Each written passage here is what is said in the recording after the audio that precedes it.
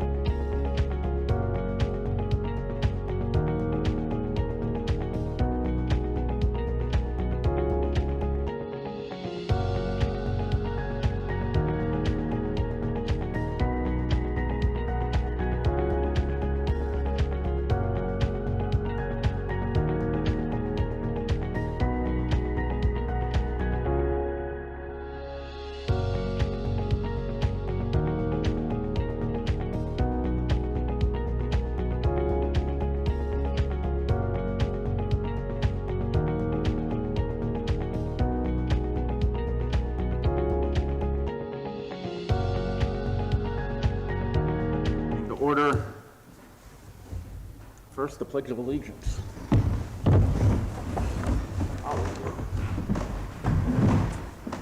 I pledge allegiance to the flag of the United States of America and to the republic for which it stands, one nation, under God, indivisible, with liberty and justice for all.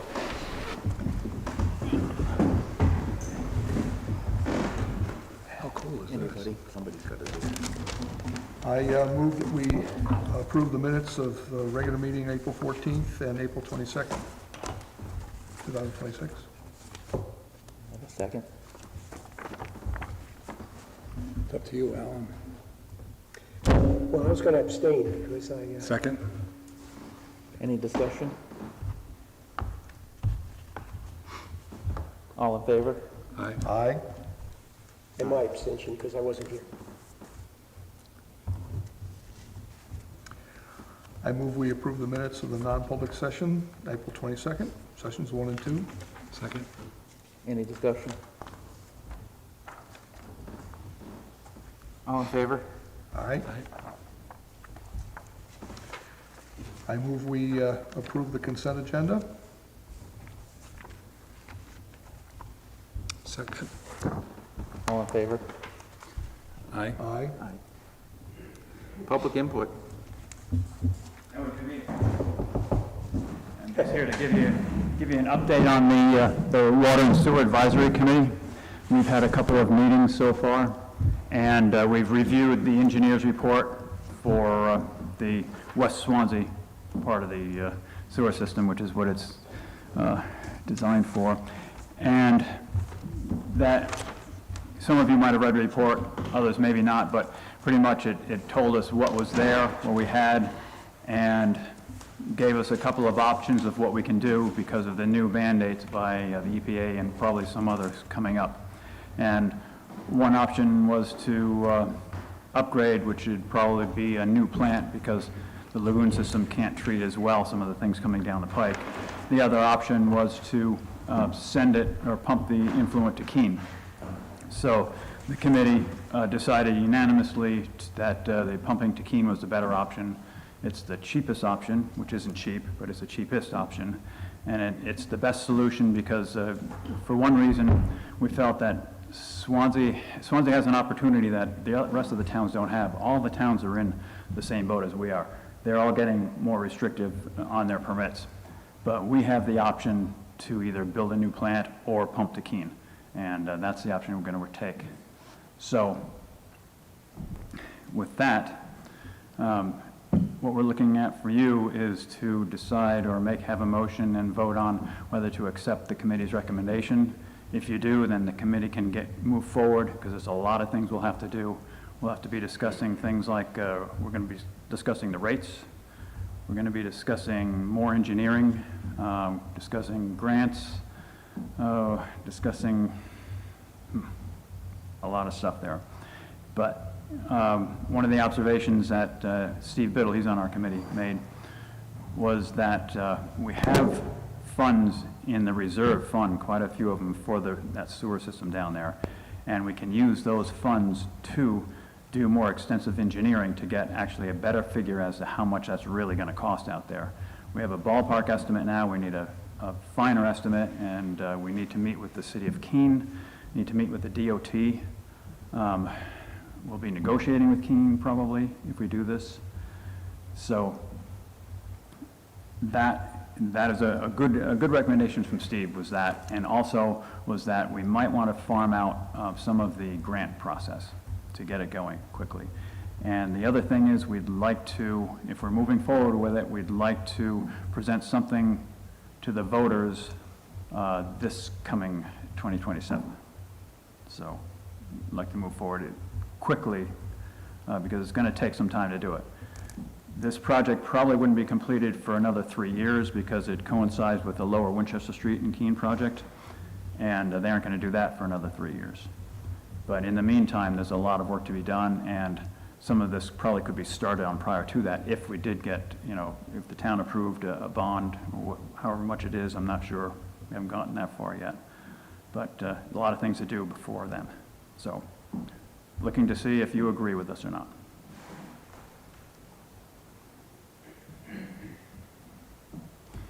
Scott, I think in fairness to the board, Jim and Lori and I have attended the meetings, but the other board members have not Yeah. had opportunity. They have had access to the materials that were distributed, but it might be helpful for people listening to have a better understanding of what the challenges are that are creating this situation with our lagoon system, the requirements that are coming through from the feds, and that DES is trying to implement the challenges we're experiencing on the one hand. Also, the cost for a new mechanized plant in terms of what the actual cost is, plus the ongoing cost versus the projected cost to connect to Keene. Also, many people may not be aware of the fact that we own a percentage of the Keene plant, and that's what helps us to facilitate the connection to Keene. So if you could expand on those, I think it might help. I some will. others.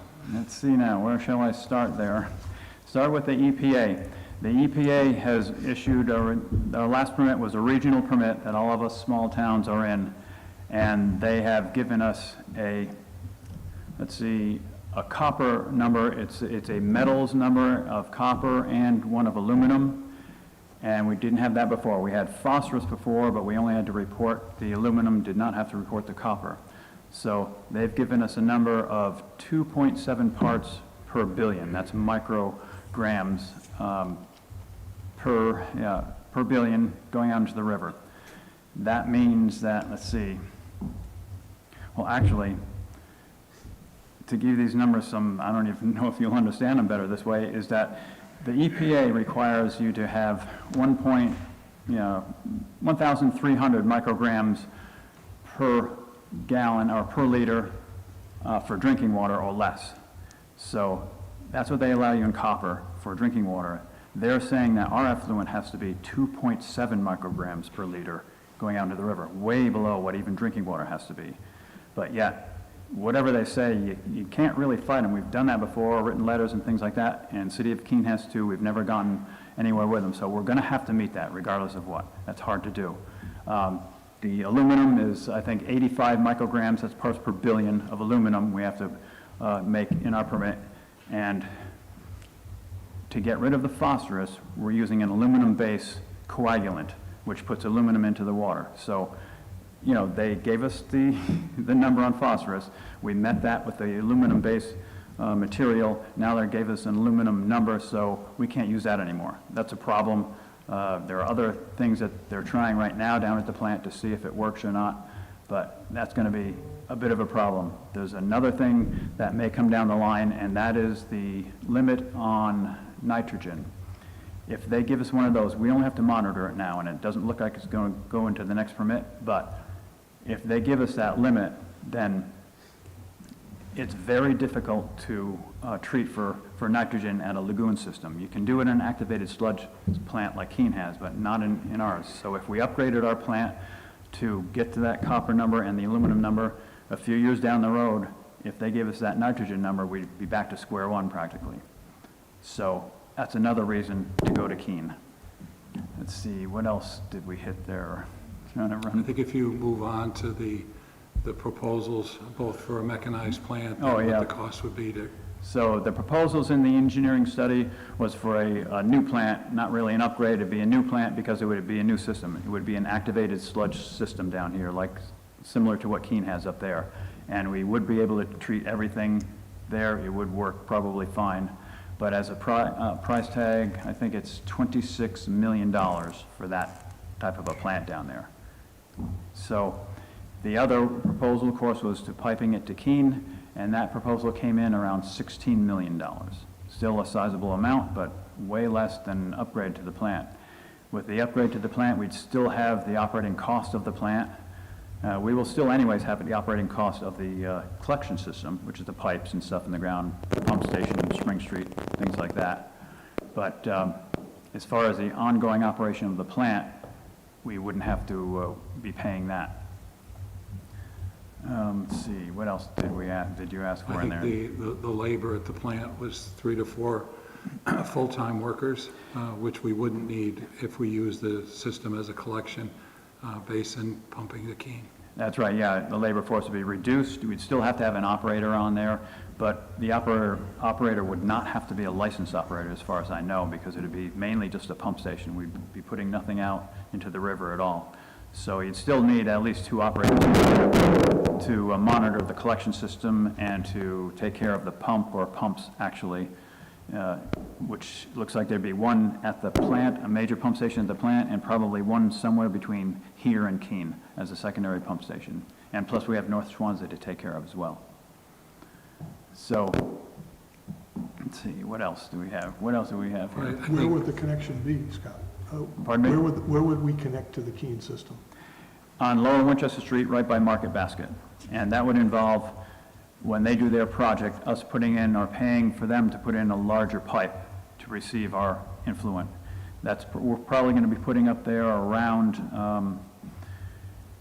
60 to 70,000 gallons a day. We're putting around 60,000 gallons a day into the plant now, but we've been doing that probably for the last 20 years anyways. It's average right around there with the low flow toilets and things like that. We're keeping it about 60,000 gallons a day.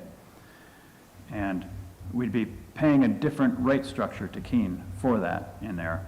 But I got some numbers today from flow numbers from North Swanzey, and I just did some calculations down to our flow numbers here in West Swanzey. And it looks like it's not going to be much of a sticker shock there for the ratepayers, because the ratepayers are going to be the ones that fund this entire thing. It's not the taxpayers of Swanzey. If you get a sewer bill in West Swanzey, then you're one of the ratepayers and you're going to be, footing some of this bill. But a regular taxpayer will not foot any of it. So we need to be pretty careful as to, what those rates are going to be, which is what we're trying to figure out. But we haven't raised rates on the plant since it's been built. That was like 40 years ago. We've been able to run the plant as it is and meet permit and everything, but that's going to have to change, we know now, because we'll probably have some kind of a bond, and we will have some sort of a rate change for pumping to Keene, what that is, but it looks like it's going to be doable. In modern times, it's probably not going to be too exorbitant, but we don't know yet. So just to be clear, the bond, if we were to do a bond, the town collectively would pay the interest on it, or just the ratepayers? Just the ratepayers. And the bond would have to be voted on by the whole town, though.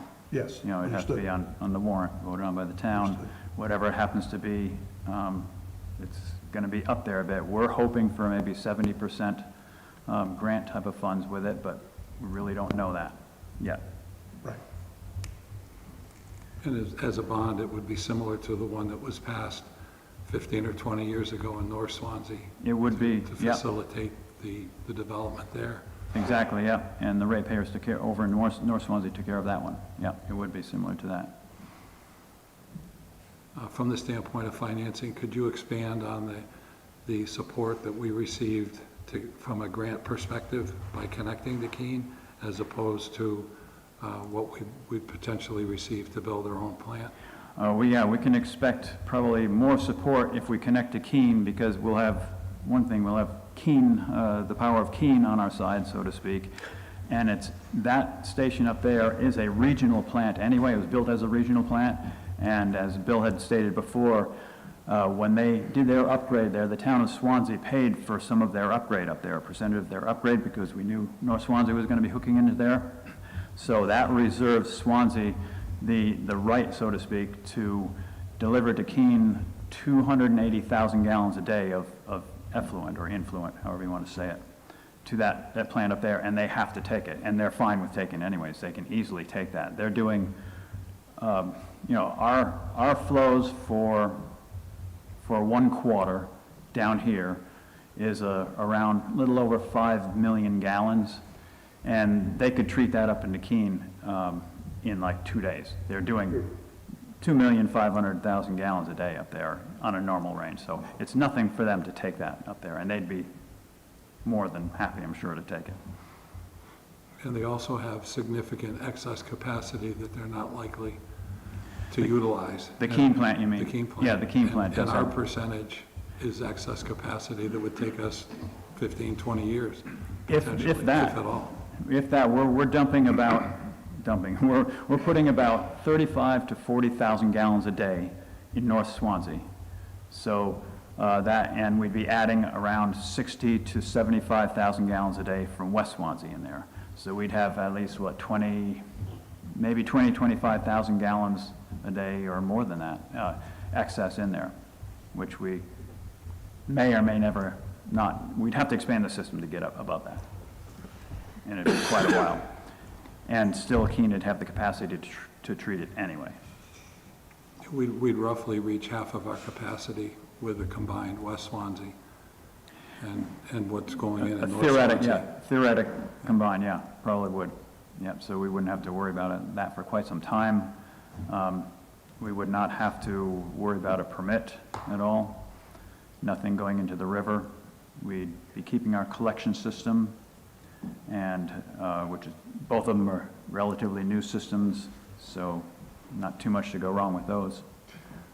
Would there be any use at all for the lagoons and the plant down here? There would not be.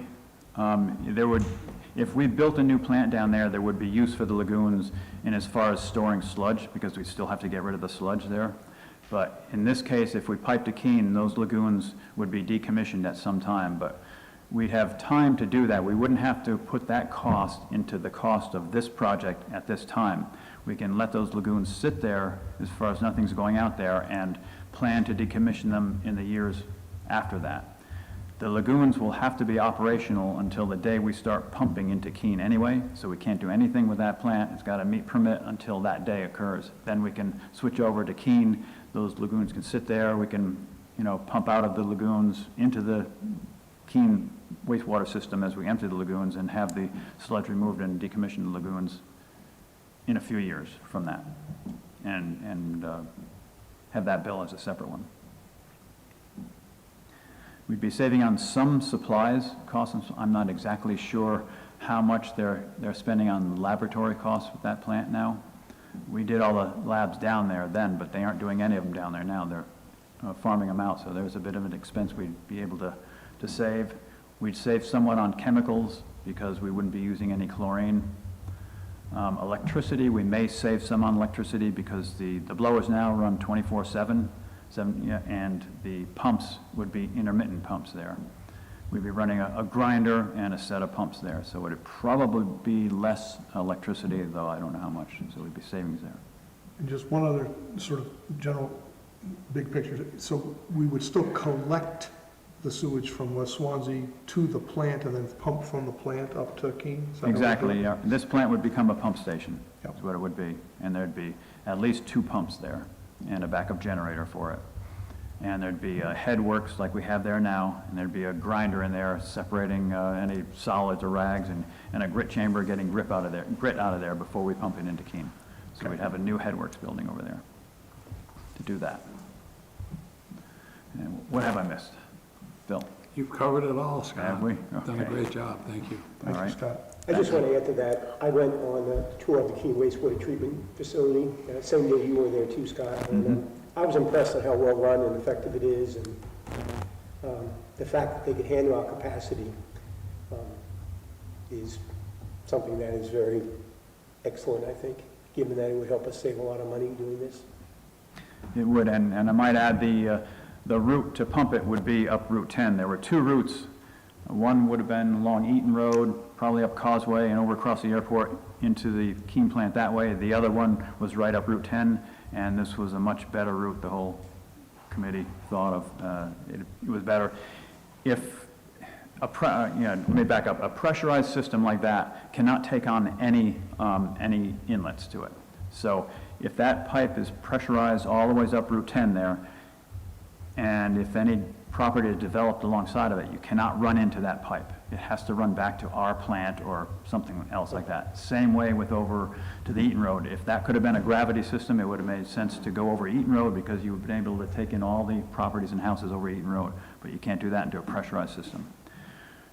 Larry Crowder mentioned that perhaps there may be, if we add a second pump station in on Route 10, then there might be some gravity into a second pump station because of the terrain. You pump up the top of the hill and it can gravity down into, we'll say the pump station was maybe over Base Hill Road. Then you could pick up properties that way and run into it that way. So that may open up some development there. One other thing to note is that Swansea's sewer ordinance does not take any industrial waste at all. It's a lagoon system, so it's only domestic sewerage, no commercial waste at all. But Keene's plant does. So if we were to develop on Route 10, it'd open up the type of industry we could have on Route 10 because it would be going into the Keene system. Would that mean that it would be advisable for us to build a pump station on Route 10 in addition to the piping? In my opinion, it would be anyway. That's an awful long way to have one pump station there. I think 2 would be a better idea, and I think we'll probably end up with 2 pump stations. And if we did that, then there's a opportunity to connect at that pump station in the future, is what you're saying? Yeah, it would be gravity into that pump station. Into that pump Correct, station, yes. right. Yeah. So a pump station would have a large holding tank in the ground and a set of pumps above it. That's what all it would be, like a giant septic tank, which would never have any solids in it, theoretically. And it's convenient that there's going to be a major infrastructure project on Route 10 right when we need this to be built. So, Do you mean Lower Winchester Street? yes. Yeah, Thank you. yeah, it is, yeah, that's good, and as long as they don't keep on pushing it back, we'll be good. Even if we don't, I think Bill and I discussed this one time, even if we don't make it to that deadline when they've done that project, if we aren't ready yet here in Swansea, we could still maybe pay for them to have that larger pipe put in there, so when we're ready to go up Route 10, we can and dump right into there, and we'd be good. So that's another consideration if something doesn't go through. What else can I answer? I'd like to move that we accept the committee's recommendation and ask them to go forward with all the things you've discussed. I'll second. Everyone's looking at me. All in favor? Aye. Thank you. So moving forward, as I mentioned before, we're probably going to be having discussions with the City of Keene, with the DOT, engineers, of course, and we'll probably be hiring the engineers to do a closer look at this project. And I don't know if we'll use Underwood engineers. I don't know how the town is hooked to Underwood engineers. They are the ones who have been doing the engineering so far. That may be looked at with the committee as well. I don't know, but we're going to investigate everything. So just so you know, and I'll be bringing you updates to it as soon as I do. I mean, as soon as I can, and we'll try and keep you updated. But just that you know we're moving forward, and if you want to stop us on something, give us a holler and say you're overstepping or you're moving too far, too fast, something like that. Let us know. Okay. Thank you, Scott. All right. Thank you. Yeah, I just want to say, this sounds like a good candidate for the communication committee when time's right. So that's something that you should think Yeah, about. that's one of the work we've already set on the agenda. We're going to involve you guys in getting the word out, because one thing getting the word out is the fact that it's borne by just the ratepayers in West Swansea, not by all the taxpayers. So it's voted on by all the taxpayers, so it's not, the cost is not borne by all the taxpayers. Yeah, we have to figure out what message we want to deliver at what points. Yeah. Because there's a lot of information. But there's something that's going to be on the warrant next year. Might as well get it out there. So we'll be inviting the governance committee to some of our committee meetings to bring them up to speed, and a lot of technical stuff there that we can transfer to them. So that'll be all right too, right? Joint meeting with those guys. Okay. You're the chairman, Mr. South. Okay then. Yeah. Thank you, Scott. Thank you. Any other public input? I didn't figure there would be, so. Nominations, Roberta Visser for reappointment to the Conservation Commission. I move that we appoint her as an alternate to the Conservation Commission. She was a member many years ago, but she's applying to be an alternate. She's one of our 2 alternates at this point, and the other one is yet to complete her application. I'll second. Any discussion? All those in favor? Aye. Aye. Aye. Appointments, J.P. Mack. Yeah, please.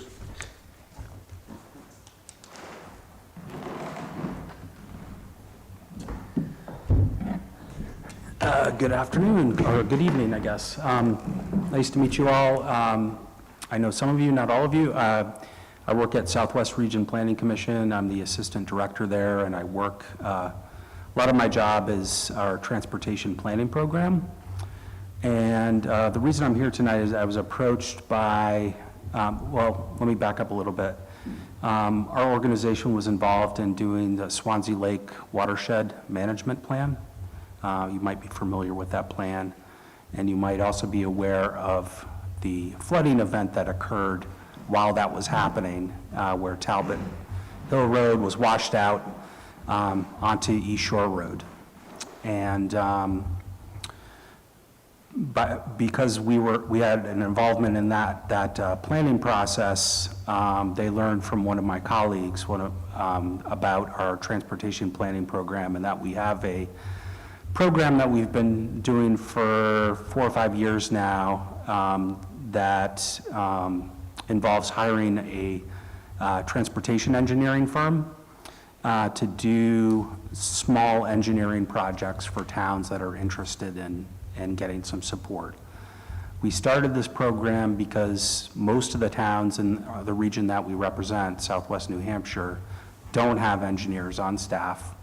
And so thinking it might be really helpful to have at least some support to the towns when they need it. We've typically used this resource to address things like the 10-year plan projects. In fact, we've worked with Swanzey in the past to look at a project that was actually taken out of the 10-year plan recently. That's West Swanzey area on Route 10 to do some speed reduction and pedestrian safety type work in that part of the corridor between North Winchester and South Winchester Street. We also worked with the town of Swanzey when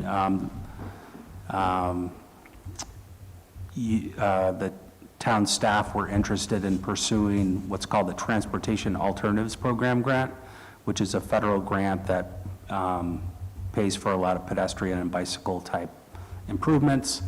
And there was they had us look at doing some sidewalk work on Route 12 and on Route 32, basically. So, you know, fast forwarding a little bit, we heard from folks from the Swanzey Lake Association who worked on this Swanzey Lake Watershed Management Plan about this resource, and they approached us and asked that we come, and we actually met about a month ago, I think, with Mr. DeRusso and Ms. Radiola. I'm sorry if I'm butchering your name. To talk about this resource and this idea of perhaps, you know, making a request to work with the engineers that we're going to be bringing on to look at ways to preserve East Shore Road and also maybe develop some concepts of what to do with Tablet Hill Road. So one thing I do want to say about this program, it's light engineering. We call it conceptual engineering. So these projects generally are between maybe $10,000. We might go up to $20,000. If you're familiar with engineering, I know you just were talking about engineering. That's not a whole lot of money to do a lot. But what it does do is get sort of a planning level analysis of scenarios that you could, approaches that you could take, and come up with, you know, rough cost estimates as to, you know, what kind of budget you might need to address issues with East Shore Road erosion and Talbot Hill. The other thing I wanted to say is that this money these are planning funds that we receive at the Planning Commission. They're really meant for public roads, so they're not really meant for roads like Talbot Hill. It's as a Class 6 road. But insofar as an engineering project like this would be protecting East Shore Road by mitigating erosion coming off of Talbot Hill Road, that would qualify as a project that we could do. Another thing to communicate is that with our engineering program, we have a fairly small budget, and we have a planning district of 34 towns. We want to make sure that everybody has access to this funding. So we ask for a local match from the towns if a town wanted to work with us. And it's basically set on a step-by-step basis. So as an example, anything between $10,000 to $15,000 price tag for an engineering, I believe that's a 20% match that we ask from the town. If it's between 15 and 20, 25%, and so on. The last thing I would say is that we are bringing on our consultant now. It's been a lengthier process than we expected, but we expect to sign them on sometime in May, early May. We are going to need to, in all fairness to all the towns, to go out and make a notice that these funds are available. But what I've told folks at the Swanzey Lake Association is we do look at, to a certain extent, the first ones that come in, is somewhat of an advantage. And you're the only where you had community members that have come to us and asked about this resource so far. So. Don't go anywhere else, JB. So we have about a budget of $35,000, so it's not it's not a lot. I don't want to get expectations up too high, but it's something, and we've been able. I did bring a sample work product that a engineering firm, VHB, did with us last year for the sidewalk project for Swanzey that I was talking about, that I'll pass to just brought one copy, but so you can all kind of take a look at it. There's several plans in it. I only printed out the first couple of plans, but they looked at a lot of road mileage and whether it was feasible to do sidewalks on your roads in North Swansea. And I'm happy to take questions, and I think also there may be benefit to having the folks from the Lake Association, if you haven't already heard from them, talk about their ideas, and so I'll leave it at that, and happy to answer questions. Could you expand on the scope of the project for Talbot Hill Road? Yeah, so the scope is not defined yet. It's defined only as much as what I've described so far. Preventing further erosion and damage to East Shore Road. And so I think what you can expect is we would bring in, when we have our engineer with us, to meet with town officials and the Planning Commission to walk the site a little bit so they can better understand and probably sift through some of the evidence that we have from the town about what happened. And then they would come back to us with some ideas about what they could do, some different scenarios and options that they could come up with. And at that point, they would also come up with a cost estimate of what they think it would take to do that engineering work. So there's a little bit of, we're not there yet in terms of defining a scope, unless the town already has ideas. There is flexibility to have that sort of discussion with the engineers first to understand what are the town's needs and what are its priorities. There has certainly been some casual conversation with regard to bringing that up to Class 5 status, which would allow us to deal with the drainage issue. Right. And every bit as critically, another form of egress, as we learned in '23. We were basically shut down. Sure. So it would give us that additional egress. Sure. And as I mentioned, be able to deal with the drainage Yep. more effectively than what we have now. But again, those have just been casual conversations. Sure. But just riffing off of that comment, Bill, one of the scenarios potentially that the engineering firm could is get you a rough cost estimate of maybe what it would take to build that road to Class 5 standards. That could be an example of something they do as well. Sure. And it's not going to get down to the detailed, I think Scott was talking about, you start maybe with conceptual and then you get to details. This is just conceptual, rough work to start. Sure. What do you need from us right now? Mostly, I think the Lake Association and the staff want to know if there's support from the selectmen to pursue this option, to explore this option, I think is really what we're asking at this point. I think you would be able to look at whatever the initial cost estimate is that the engineering firm comes up with, and the options, probably come back to you and talk about those, and determine if it's something that you want them to work on.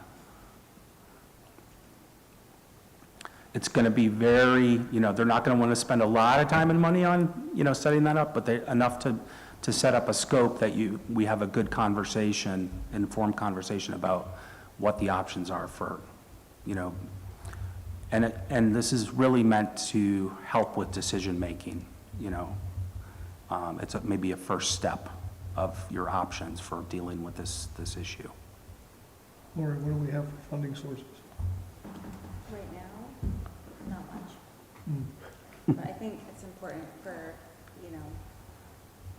the board to determine what do they want to do with that section of the road. And I think, like JD said, to talk to, people on the Lake Association and again, determine what's best for Swanzey.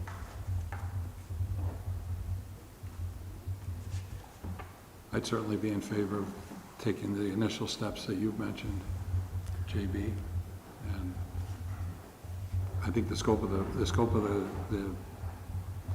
the cost would, once we know what that is, we'd know whether we can find the 20%, which doesn't seem like a lot of money, but $1,000 is $1,000. So Yeah. we really wouldn't be able to get to that stage without having that conversation. Sure. And we could meet with Cathy and others from the association to get an understanding of what their expectations are. Yeah. Seems to me to be prudent. I agree. I agree too. Are there any other issues with the Lake Road other than the drainage coming off Talbot Hill? I am not the person to answer that. I think maybe your DPW director is the best person for that. I'm mostly coming at reacting to a request for, can we access your engineering funds? And I have not studied the issue myself. Okay. Yeah, that would be good to meet with people from the association. There's two of us here. Oh, Yeah. perfect. We can speak to that. I'm not sure of the protocol. Oh, go ahead. Excuse me? If you recall, the watershed-based management plan had a hit list of, probably 15 items.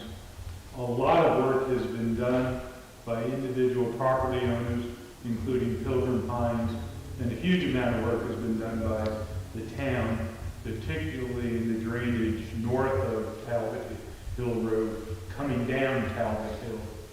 Probably beyond the Talbot Hill Road project, the next biggest is drainage at Richardson Park. That was a major source of contamination flowing from the road through the facility into the lake. And then one that I know the town has already looking at is there was a potential breach at the dam that was taking Band-Aid in real time, but there's a project going on to see what the long-term solution may be. But Talbot Hill Road, Richardson Park, and the dam are probably the next, three big items. Though a lot of work has already been completed in other areas, which, from Lake Association, we're thrilled to see, and will continue to support it in any way we can.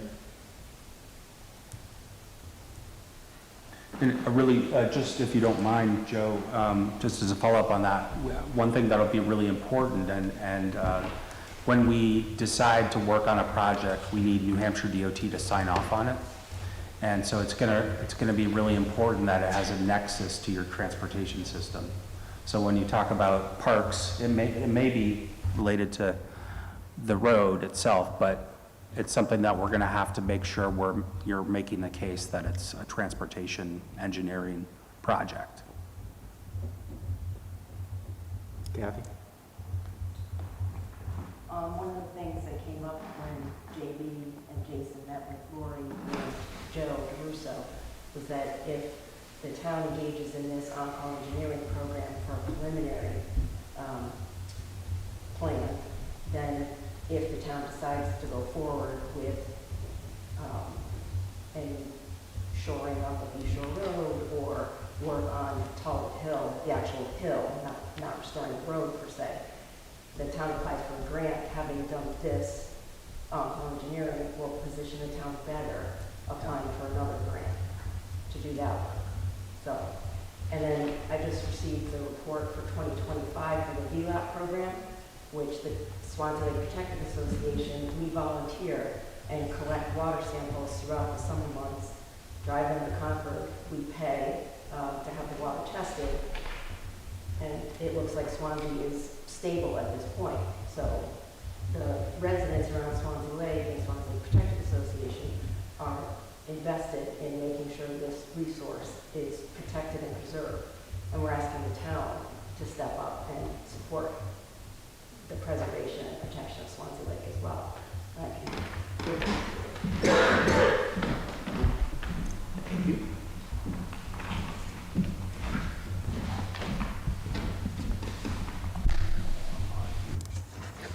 JB, before you leave. Yeah, here's the report. Thank you. One of the aspects that you're particularly skilled at from your past role that board members may not be aware of, but occasionally arises, are brownfields. Yes. Would you be able to give us a little insight into what your role? Sure, yeah. So that's another one of my major responsibilities at Southwest Region Planning Commission is we've had a what's called a brownfields program since 2003, and we currently have one. And the brownfields program is a program that helps, let me just say, problem properties, properties that you're having a hard time advancing their redevelopment or reuse of them because of either real or perceived contamination. Either you know that there's contamination in the property and there's going to have to be some sort of cleanup for that property, or there's just a stigma. People think that it's got contaminated, but nobody really knows. So what our program does is it helps clarify if and what the issues, if any, that are occurring on the property.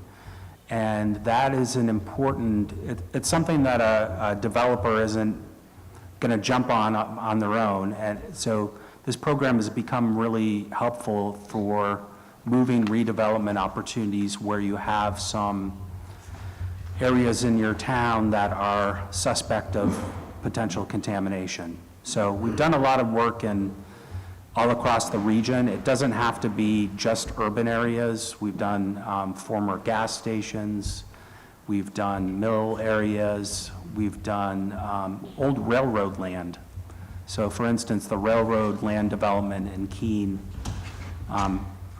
which used to be, I'm not sure how how long everybody's lived in the area, but used to be a big dirt parking lot, right, where the Monadnock Co-op and the hotels and all that are. Didn't seem like something that necessarily would have contamination, but it did have coal ash and other heavy metals and things like that from the former railroad operations. And the state has,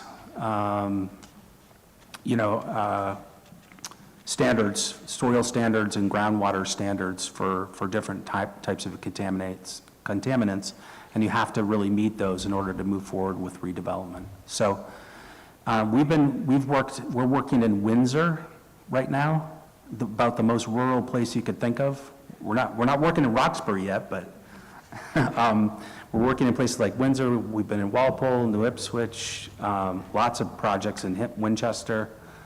And we haven't worked on a project yet in Swanzey, but, I expect that, that you've had a little bit of industry, and obviously you have, former auto repair places, those qualify. And anytime there's been any sort of manufacturing, it's a place that you might want to look at. We've approached the Homestead Woolen Mills owner in the past to see if they need any help as part of their redevelopment. They haven't gotten back to us with any specific ideas yet, but that was an obvious place to ask about to see if there's a need for help. And this is something that's available free to all the towns in our region, all member towns of Southwest Region Planning Commission. And some of this assessment work can get really expensive. It can get up into, we've done projects that range from, $10,000 to $100,000. And so it can be a good piece to the puzzle, a catalyst for redevelopment if you're looking to try to revitalize a part of Swanzey. Thank you. Yeah, no problem. Thanks. Would you like to just briefly discuss the meeting we had yesterday, or is that too preliminary? I can, sure. Yeah, so another thing, bouncing back to transportation now, we've been hearing I've been working in this field for about 25 years, about almost 20 years here in Southwest New Hampshire, and always heard that there's a need for more transit opportunities, particularly because we're a really aging population. I showed, Bill is on a stakeholder committee that we've asked to be part of screening potential vendors that we're looking at that might be able to provide us some new service in this area. And we're talking about potentially serving Swanzey as well. So we're talking about doing, I don't think all parts of Swanzey, because you've got some really rural parts of Swanzey where transit doesn't make as much sense. But North Swanzey, West Swanzey are places where people might really benefit and take advantage of transit. And so we've done a lot of work to understand if a model could work, if transit could work in this area. And what we're proposing is basically an expansion of what you see in Keene today, a slight expansion to what Keene provides right now in the way of the City Express and Friendly Bus, if you're familiar with those services. Potentially to go into North and West Swanzey to provide services. We've looked at a lot of demographic information that suggests that there are people, aging population, households with no vehicles, people with disabilities, low-income folks, where this would almost certainly be used by those folks to get to medical appointments, jobs, training and education opportunities, and those kinds of things. And so we're working on to see if there are vendors out there that are interested In the meantime, we're also looking at grant opportunities to make this possible. And I don't know if there's anything else I should say. There's a lot to talk about, but I guess that's a decent summary. Those are wonderful ideas. Thank you. Thanks. One of the stats that I think people might find revealing was the 3 communities with the highest level of no vehicles. Yeah, And it was eye-opening for me. yeah. It's pretty amazing. And of course, you know, up until now, people are getting along. If you've got friends, family, neighbors, generous neighbors, we live in a place where people are generous, and that works to a certain extent. But you also find that, I think when you get older, what we've read and heard is that people are also prideful to not ask for help. And I think that you're going to see a need really increase as the population ages. There's a lot of people out there that are driving that maybe shouldn't be. No one wants to tell them that, but that's, I think we're going to see more and more of that as time goes on. It's the fastest. One of the pieces of data that I showed Bill yesterday was the 85 and up cohort is like really skyrocketing. Those are really the folks that are going to stop driving at some point. Should stop For sure. Well, I was just surprised that Swanzey was on the list.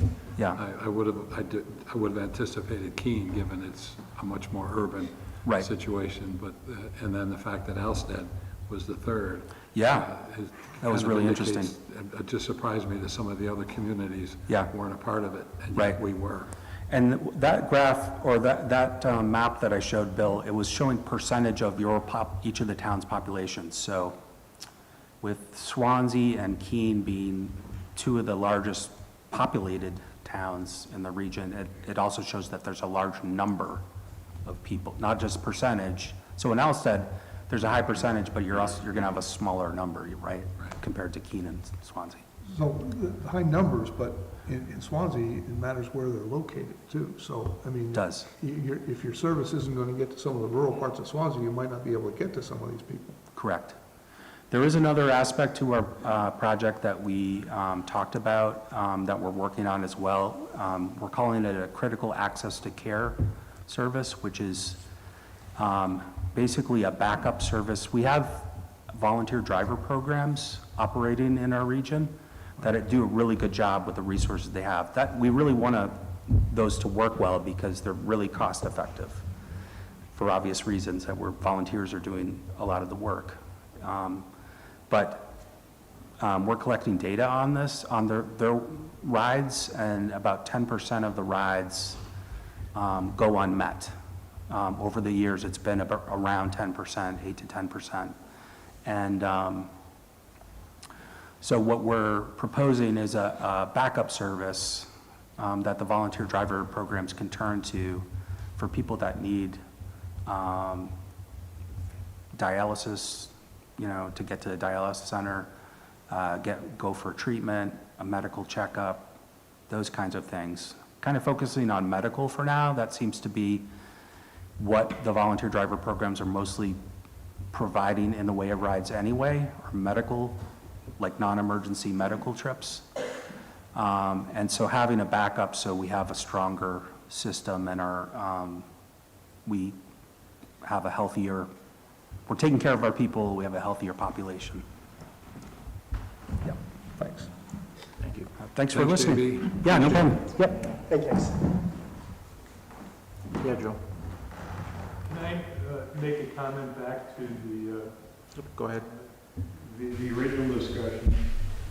As the town considers the affordability of the Mack portion of what the potential project might be, which I think the match, if my arithmetic is correct, would be in the range of about $3,000 to $5,000. While the Lake Association doesn't have a huge amount of financial resource, we're committed to improving the runoff from Calvin Hill Road. And, you know, more as a statement of commitment rather than a huge financial impact. You know, we're certainly have discussed at a board level a number of times contributing to that match to defray some of the cost of the town. But as I say, more to demonstrate our commitment and support for the project. So as the town is considering whether they would engage in this project, we'd like you to consider, you know, we're bellying up to the bar at the same time. Thank you, Joe. Thanks, John. Adam? Hello, everybody. So I'm coming before the board today to speak a little bit about home-based business applications and how they are reviewed. I guess I want to start really quick with something I had written down. One of the primary concerns I have is that the Board of Selectmen review of home-based businesses isn't codified in our ordinance. It creates an unnecessary roadblock for applicants, which is why I initially recommended removing the requirement for Board of Selectmen review. And I want to ask a couple questions to the Select Board and kind of tailor the conversation to these questions, if you don't mind. In regards to home-based business applications, what is the Select Board reviewing specifically? So what is the Select Board's review criteria when reviewing these applications? I have to abstain from that because I haven't reviewed a single one yet. Me either. Oh, we did last. You did last week. Well, we didn't vote on it, right? Yeah, you did. Yeah, you did. We did, okay. Well, and We in that didn't vote on Adam's proposed change. right. So I have done one. So what specifically in that application was reviewed? I guess another way to phrase that question is, how did you come to the decision to review that application? What specifically about that application was reviewed, and why was it approved? And how did that differ from the planning board site plan and application process? Well, if I could step in, I think there was definitely some confusion on our part with regard to home occupation and home-based business. Yep. And we haven't seen either for quite some time. It's been a while, yeah. Yep. I would argue that we did not review. We approved, but we didn't review the application. My suspicion is that my colleagues, like I, trusted you in putting it forward, but it broached the topic of why. Why is the Select Board involved in it? And then Scott had a great deal to say with regard to and letting us know that home occupation is something that we don't get involved in, and the boards, I don't know whether the boards do or not, but home-based business and how they're different.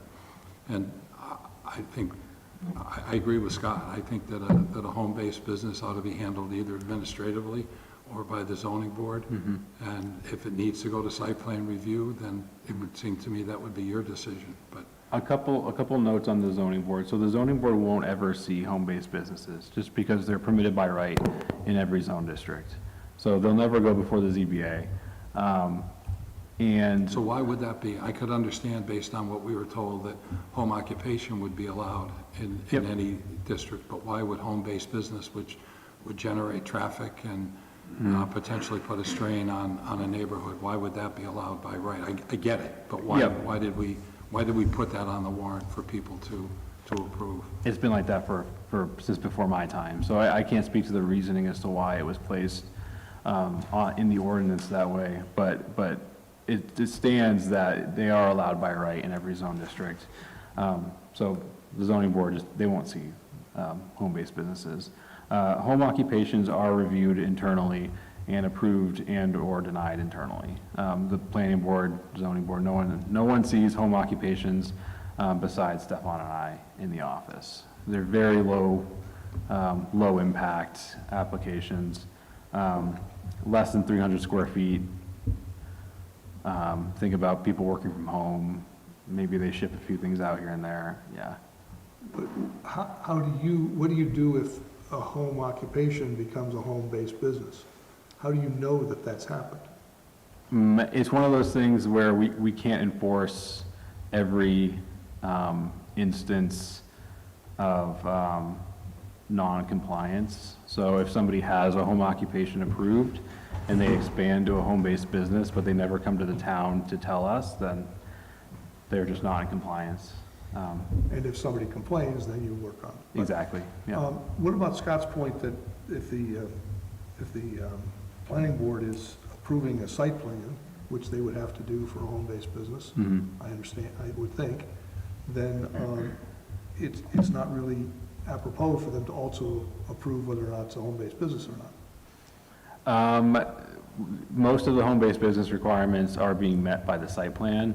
I never really understood why the two are tied together, but it is codified in our ordinance that all home-based businesses will undergo a site plan review. I think part of the reason is because it'll show which properties in Swanzey are operating out of a home versus other ones that are separate. Okay, so it seems to me, just, again, I'm really new at this, I'm just trying to work my way through it.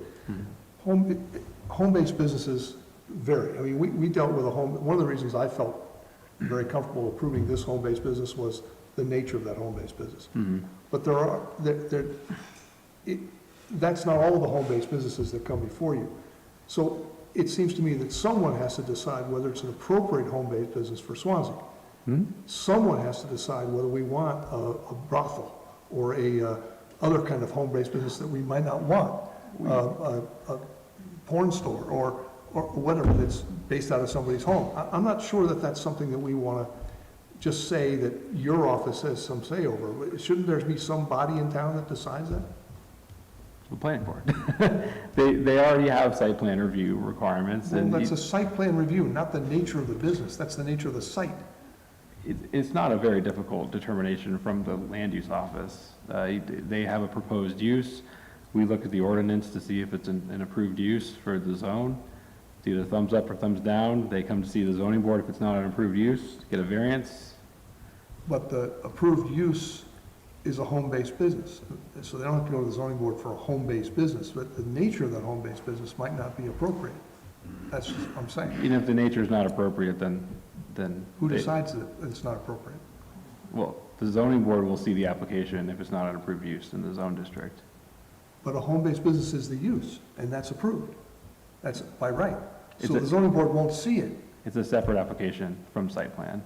I understand. And so if they're applying for a site plan for, just as a recent example, Shimp Family Oil is applying for a site plan because the planning board is requiring them to have a site plan for their use. It's a permitted use in the business district.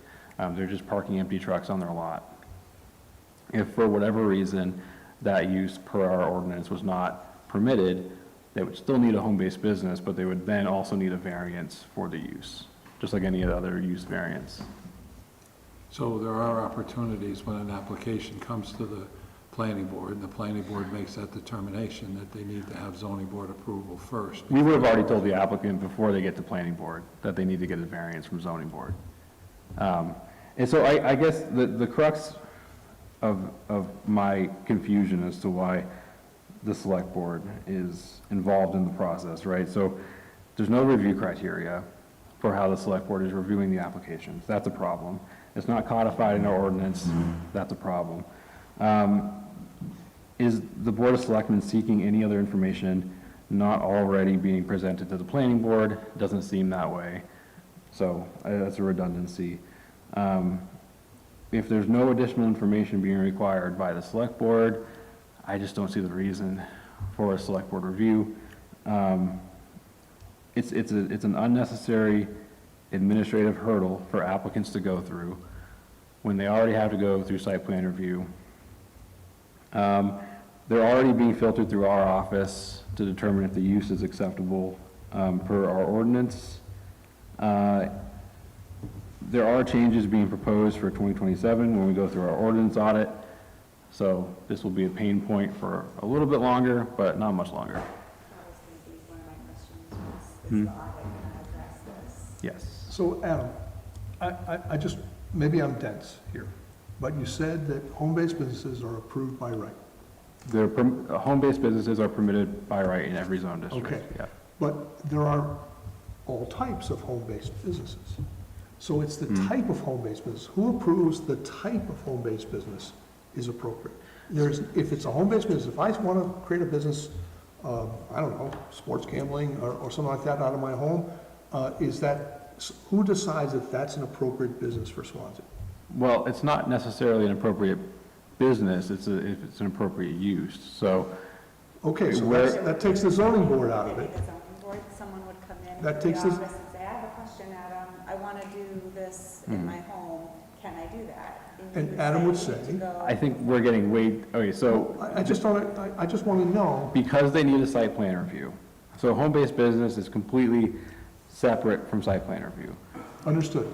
So the home-based business application is essentially just permitting that business to operate in the home or in an accessory structure within the operation of the Property, home. yeah. Where the use comes into play is during site plan review.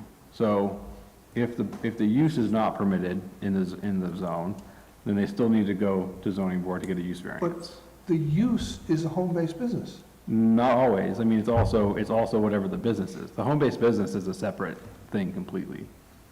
So the use is for Shimp Family Oil, our most So the recent. use is the type of business, is what you're saying. It's the type of business, it's also a home-based business.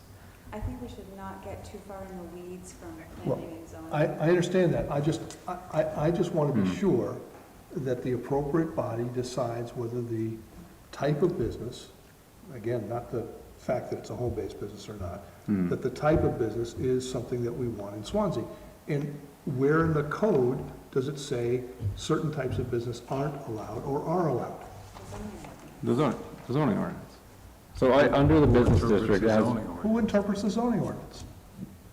why am I getting paid? Well, It's not interpretation, so there is a lot up to interpretation in the zoning ordinance, but there's not that much up to interpretation where it's, Hopefully, well, it's not even a problem now. I don't really have any difficulties interpreting the zoning ordinance now and how it's written, and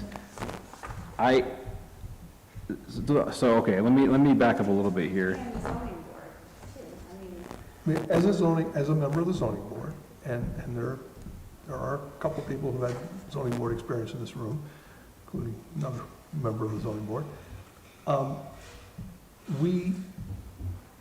if something is permitted by right, we don't talk about it. So it's a home-based business, it's permitted by right, we would never.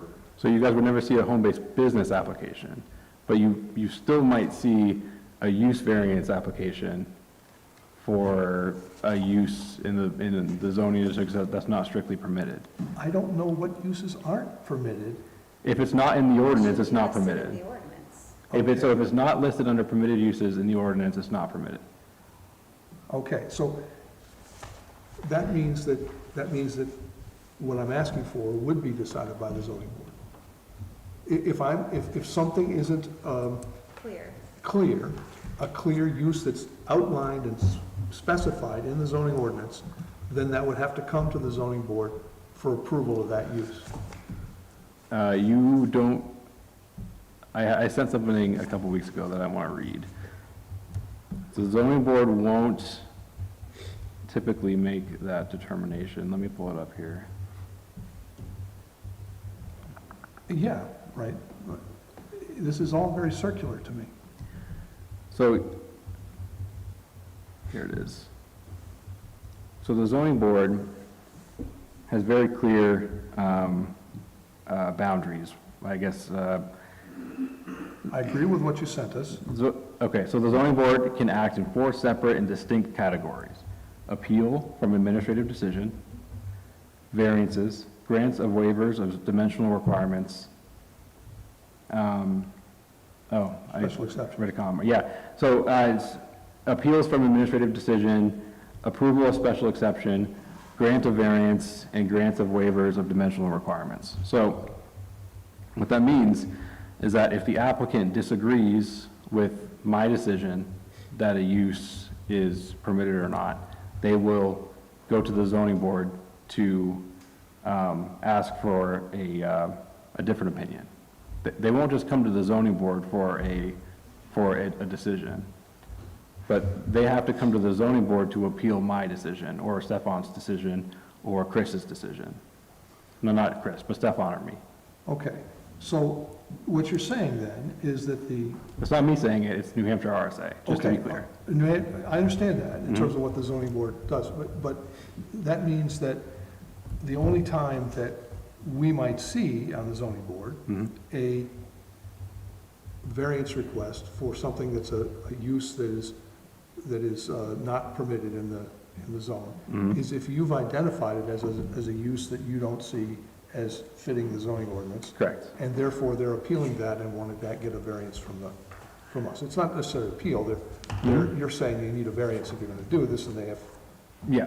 Yeah, so, that means that if, I'm just gonna make a home-based business, I'm gonna sell baseball cards out of my home, okay? That's not specifically stated as a use in the zoning ordinance. It depends on how you're going about selling the baseball cards. So you probably just need an office to do that.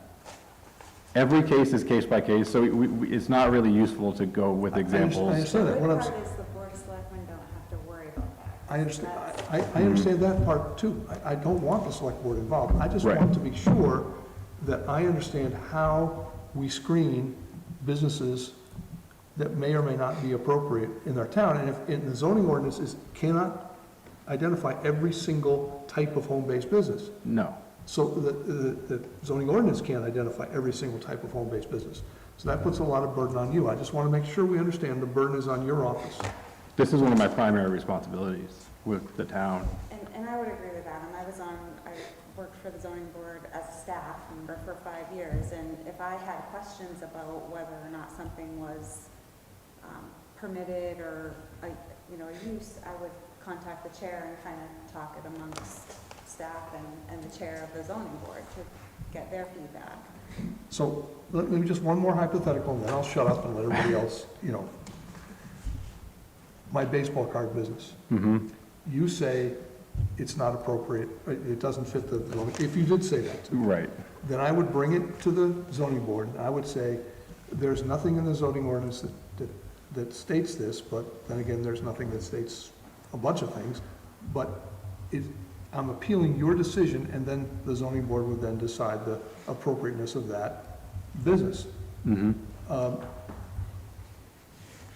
It seems to me that we almost would have to agree to it, because in our zoning ordinance, home-based business is acceptable.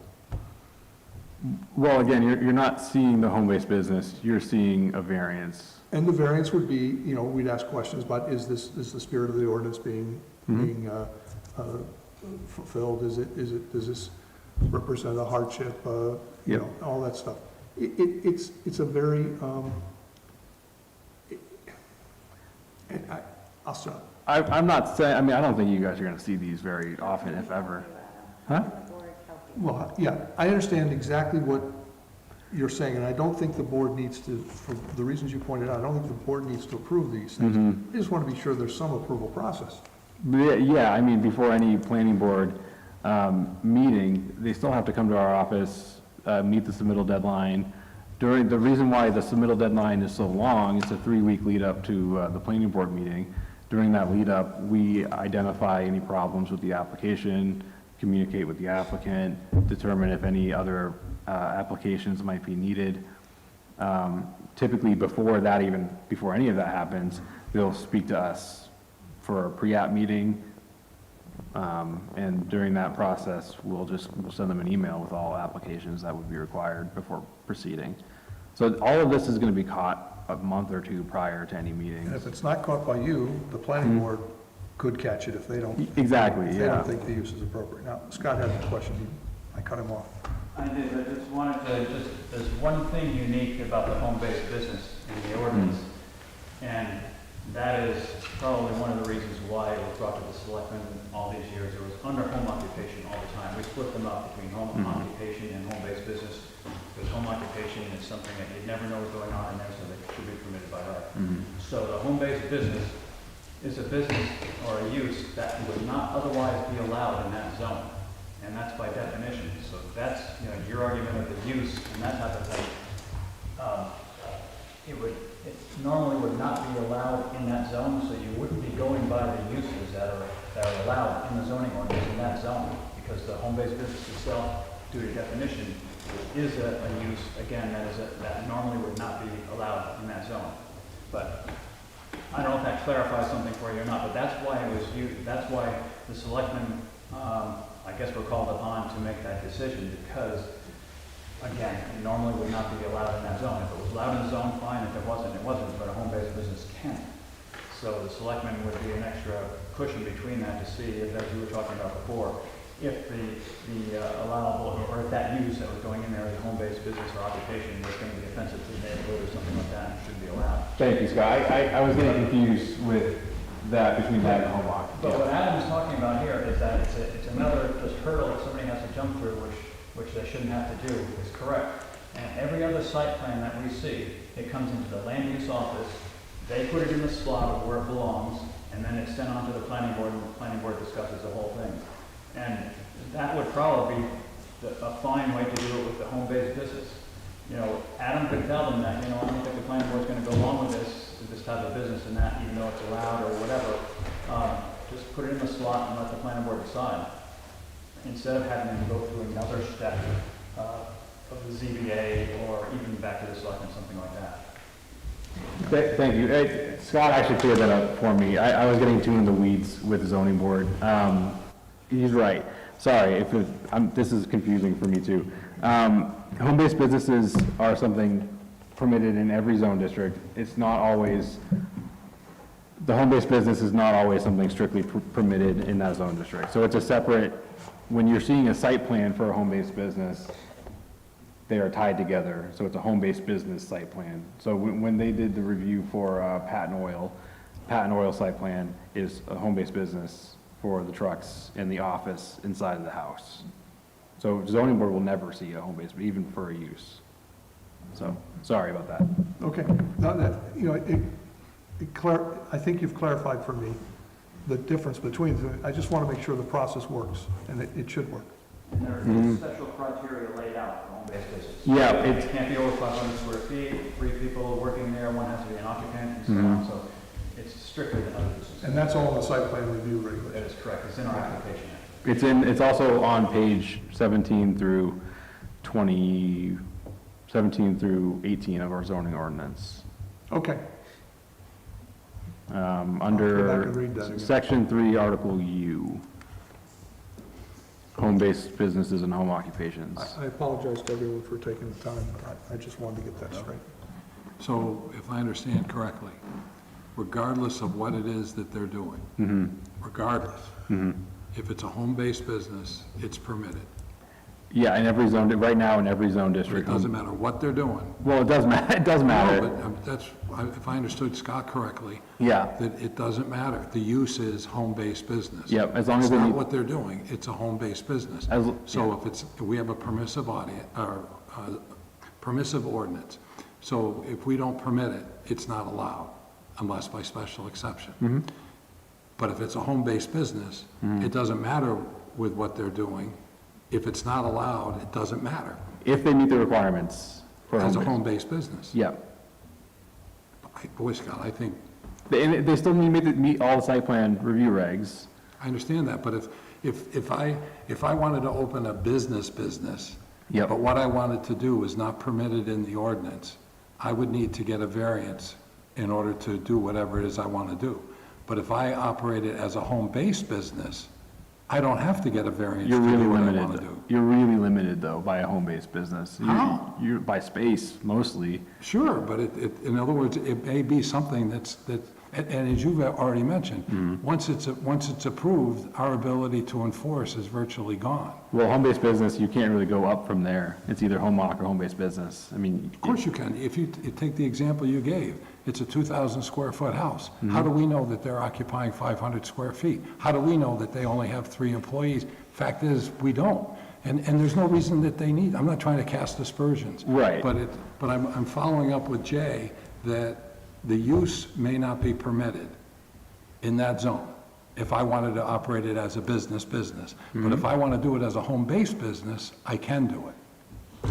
If you meet the requirements of a home-based business. Right, but And you even meet though site plan. the use itself is not permitted, and I would otherwise need a variance, if I meet the home-based business criteria, which we will never enforce, likely, Right. I can do something that's not permitted. I think that's what Jay was getting at. I don't know if we should be getting into what-ifs and examples. But that's not a what-if, it's an absolute. But it comes down to the same fact that the Board of Selectmen is not reviewing for anything that the planning board doesn't already review for. So let's maybe circle back a little bit, because we are making changes to this. We are conducting an ordinance audit. We've already identified this as a section that needs to be changed and updated to be better than it is currently. The fact of the matter is the Board of Selectmen does not review for anything special that I and the planning board don't already review for. So, Okay, so I'm applying for a business, a home-based business. I've got 500 square feet. I'm gonna open a liquor store. you can't. Why can't I? Yeah, the state doesn't allow. Okay, there you go. This is A vaping store, how about that? 500 square feet, you're gonna open a vaping store. Mm-hmm. Again, how long do we have? Because if we go through examples like this, we're gonna be here all night. No, I'm trying to, because it's so general, anything, I can think of anything I want to put in there, and there's no one who says I can't, because it's a home-based business, and the type of business is not reviewable except by, under any criteria. We don't have any criteria to identify what businesses are allowed or not. The use does not result in the alteration of the residential appearance of the dwelling unit or on the lot on which it is located and clearly incidental to the use as a residence. The use does not result in the production of any offensive noise, vibration, light, odor, dust, smoke, or other pollution external to the property and will not cause any pollutants to enter the sewage system. Maximum number of vehicle trips permitted per day to the premises related to the home-based business shall be determined by the planning board on a case-by-case basis and imposed as a condition of the site plan review approval. No on-street parking associated with the home-based businesses shall be permitted. Not identified as any external on-premises advertising other than a small sign not to exceed 4 square feet. May occur within the dwelling unit and/or within accessory structure limited to 500 square feet. No more than 3 people working. Following uses may qualify as a home-based business. We list examples, but they can go outside of those examples. So the examples that we list in our ordinance are hairdressing, dressmaking, tutorial or tutoring, offices for lawyers, engineers, architects, real estate brokers, accountants, mobile veterinarians, shoe repair, light machine work, and woodworking. They exclude doctors, dentists, veterinarians. Oh, that doesn't make any sense. They exclude doctors, dentists, and veterinarians. The use before was mobile veterinarians. That's weird. So the vaping business would fit because it's not, it could be something else that's added there. It could. I'm just saying, I can think of lots of things that would go there. Me But too. some of them we might not want in Swansea. I'm not saying we don't want a vaping business in Swansea, but what if we didn't want a vaping business in Swansea? I'm just saying, how's the town? Here's an argument, though. I mean, you're limited to 500 square feet. If you have less than 500 square feet to sell whatever merchandise that you're selling, I mean, and you meet the requirements of the home-based business, what's the problem? So if you meet the requirements of our ordinance, the planning board will already be reviewing for those requirements. I don't know. I think we're getting, we went beyond. I think your question was whether the select board should be involved. That's my only I question. think we answered the question, probably not. Okay. Probably not. I understand that there are problems with the 500 ordinance. square feet's more than you might think. There was one in a town to the north of us. And they sold fine line smoking products. I don't want to be specific. But they had literally about 500 square feet of space, and they were in business for a good long period of time. And what was so what were the downsides of that The business? downside would be that you're in a residential neighborhood, you're down on Mack Road, or you're on Katy Lane, or something like that, and that's, you're able to operate a business selling fine line products that I could not do if I wanted to open a business without getting a variance. Right.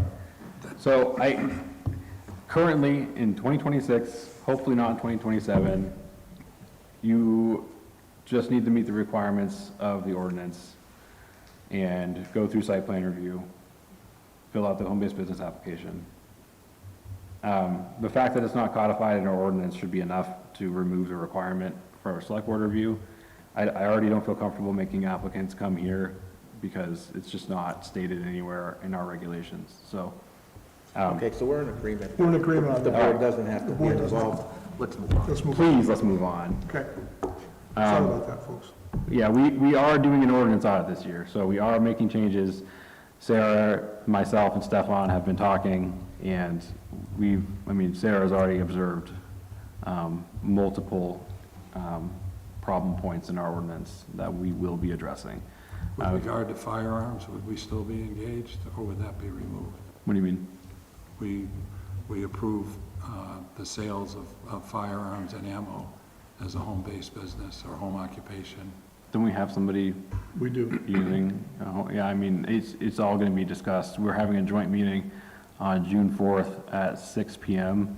for Planning Board, Zoning Board, Conservation Commission, and Economic Development. So if you guys, I think I invited all of you, so if you are able to make it, this is all stuff that we can discuss at that meeting. Good? Thank you. Thank you. Thank you, Adam. Thanks, Adam. Cathy? Oh, I do need a motion, though. We,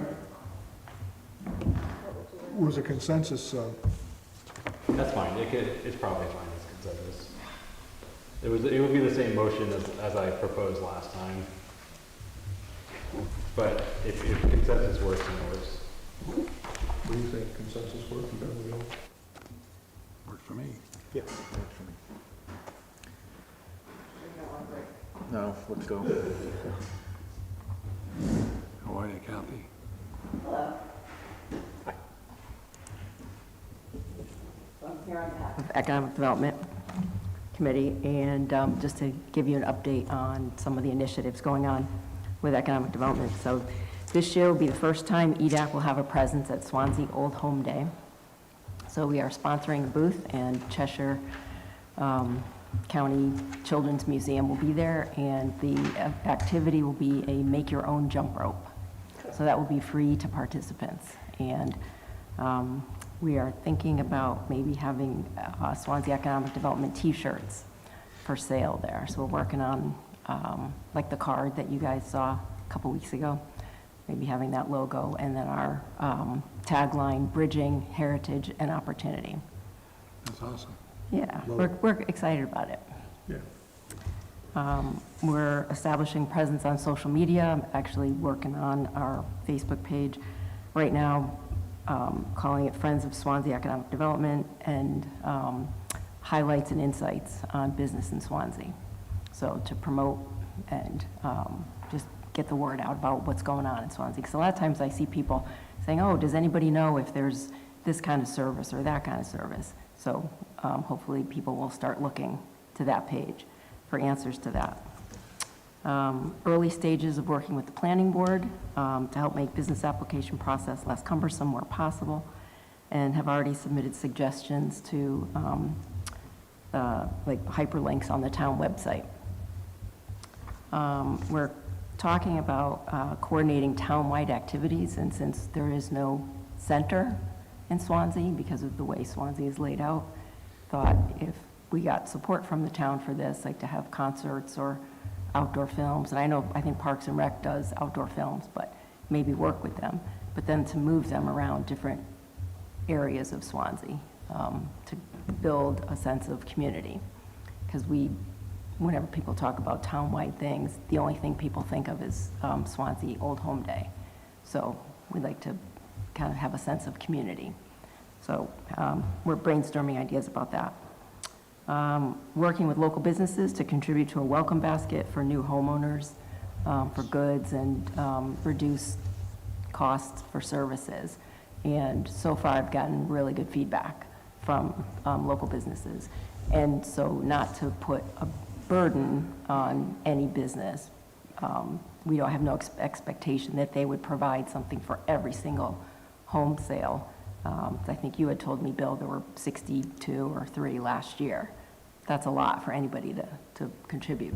But they could give us whatever they can give us, and then we would do a unique welcome gift to each homeowner. So it might have 1 or 2 things from a couple businesses.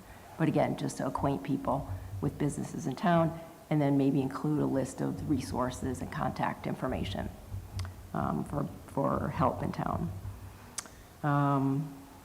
Also, we're available to partner with small businesses as a resource if businesses are looking for help with business plan developing or editing. We have some expertise on the committee for that, and I believe the town does have a resource for that, or maybe Southwest Regional Planning does, but we also can offer that.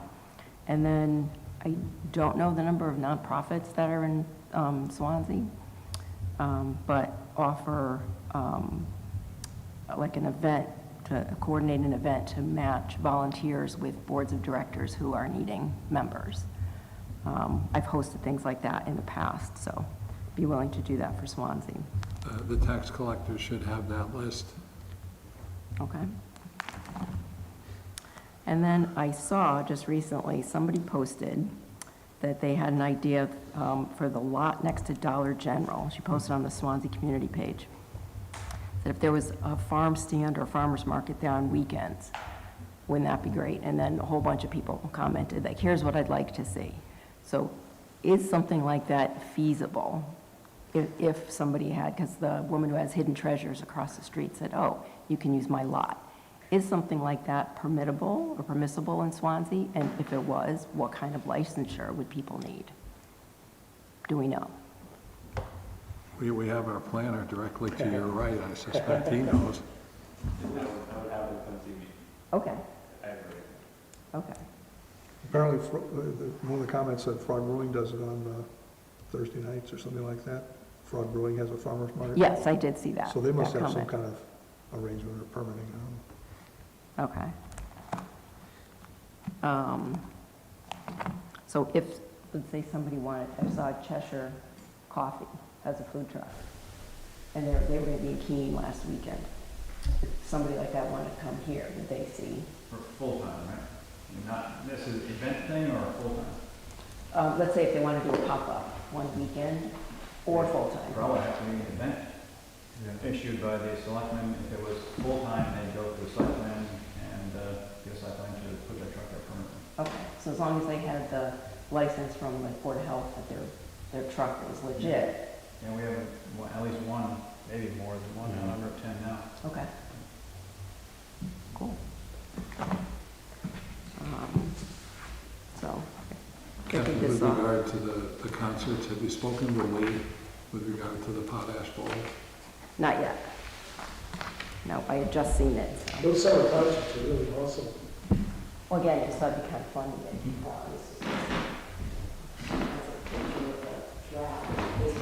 and the list that I just had for you, so. Any questions for me? Good job. Good for you. Good work. Thanks. So yeah, we're just looking to be more involved in things going on in Swanzey and to be looked at as a resource. So, Got a great start. thanks. Thank you, Cathy. Thank you.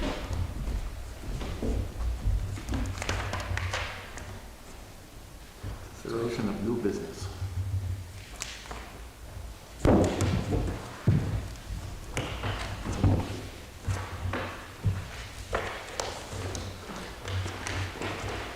see the question was, what's it pretty much please? See what it is. Well, if I printed it, let me know if you need a copy next time. One of the things in this, Lori, that I'd like an explanation on is with regard to the software. It's showing up in multiple departments as a negative. Is it? What line, Bill? They're just going through the different departments. They're showing software, and isn't all that supposed to roll up into the individual internet IT line?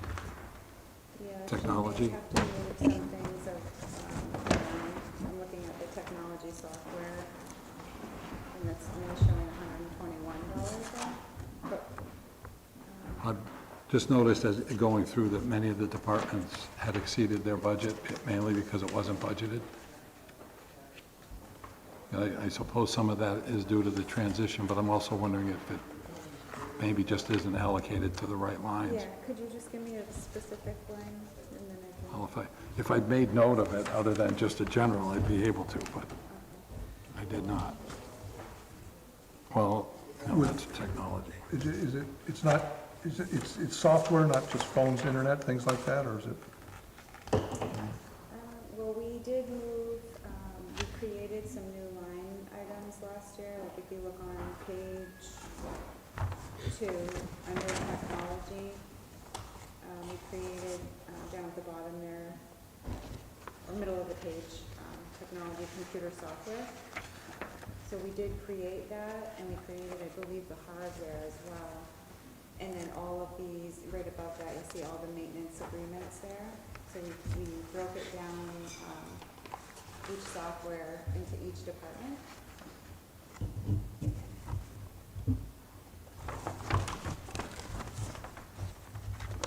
So there are going to be some adjustments, and it may be that they got coded to a different line versus the software. If that's what your question is, Bill. Then my other question had to do with overtime. Have we essentially stopped that in some of the departments? For what department? Highways and streets? Well, not highway, no, that one, we got nailed because of all the winter storms. Right. But like where was it? There was an HR overtime, that's one of them, that we'd essentially spent the budget.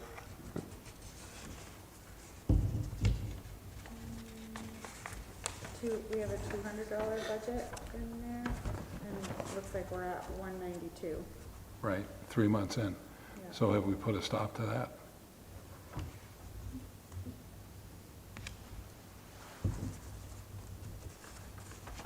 Yeah, I feel like in town hall we have. I can certainly look into that and see where that $200 is coming from. Lori, one of the places where Bill was mentioning software and support is in the fire department budget. That's where there's expenses where there was nothing budgeted. Good catch. It's on page 7. Yep. Page 7. Yeah, see, that looks like that's gonna be that $22. Should be, yep, okay, so flip back to page 2, and you look, see the fire department. It's under support and maintenance agreements, fire department, $10,000. See how there's nothing there? That just has to be moved. We need to move it from where it is now up into this technology. Right. Yeah. That's just a simple move, yep. Yep. Yep, okay. The other one, in terms of overtime, was planning.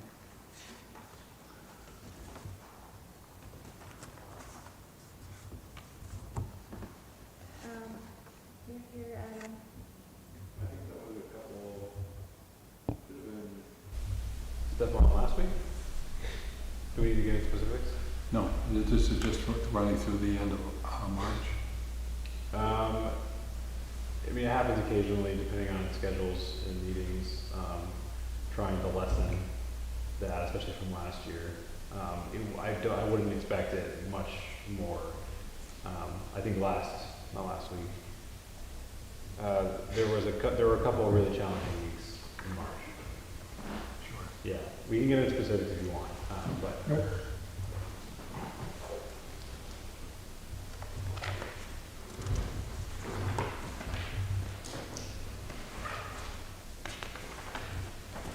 So overall, we're about almost 25% through the budget, and this is through the end of March only. So overall, we're tracking well. Lori, with regard to, I think we covered this in the last month, but the government expenses on page 5, the recruitment expenses. Take care Hi, of Mark. Yeah, I actually just was that the temporary that we did in January? Yes, yeah, I had just asked Trace about that, she was on her way home, but I'm guessing that's what that might be, yep. Just seems that might not be the right line to put it. But anyway, if that's what it is, then that was a one-time. Mhm.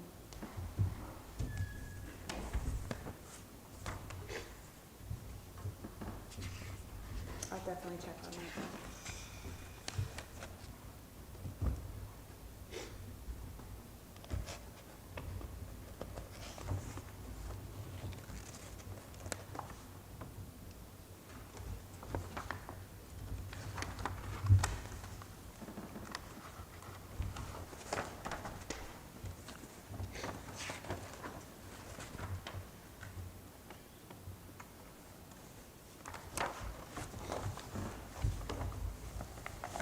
Do we need to take any action on that? No, it's informational. It's tracking well.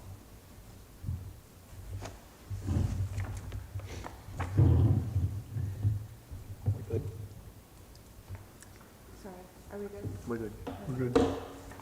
Fire station budget. Fire station budget, yes, I did have a little printout there for you, all just to show what has been expended and give a little update on where we are at as far as our expenditures go. So we've expended the total there on the last page, you'll see $2,510,000. Roughly there, and then at the bottom, it shows what we have remaining to expend from the funds that were allocated for that, which was about 289,000, sorry. And it appears that we're going to be about a little over 200,000 short, 208,000. And I believe we have to add the supplies that the fire department had a list. I think I emailed you all that list, which was around 70,000. So a total, we're a little bit over the 2.5 of 280,000 dollars. And we kind of touched on the fact that we're probably not going to receive the 200,000 from rural development, unfortunately. So I just wanted to make sure the board was aware of that and where we're going to pull the money from. We have a little bit, I think it's a little over 400,000 in Invest in H funds that we could pull. If we took the 280 from Invest in H, that would leave us about 120 left in Invest in H funds. So that's where we're at with that. Have we determined that the congressionally directed spending is definitely not going to be achieved, and is it solely because of not doing the phase one? That's the 200,000 of rural development that was applied for in '24. No, that was approved by Shaheen, by the feds back in '22, I believe, and it's been just going through the process. It ended up with rural development, and then we've been in limbo because we didn't do a phase one. Yes, it's not looking good for that funding.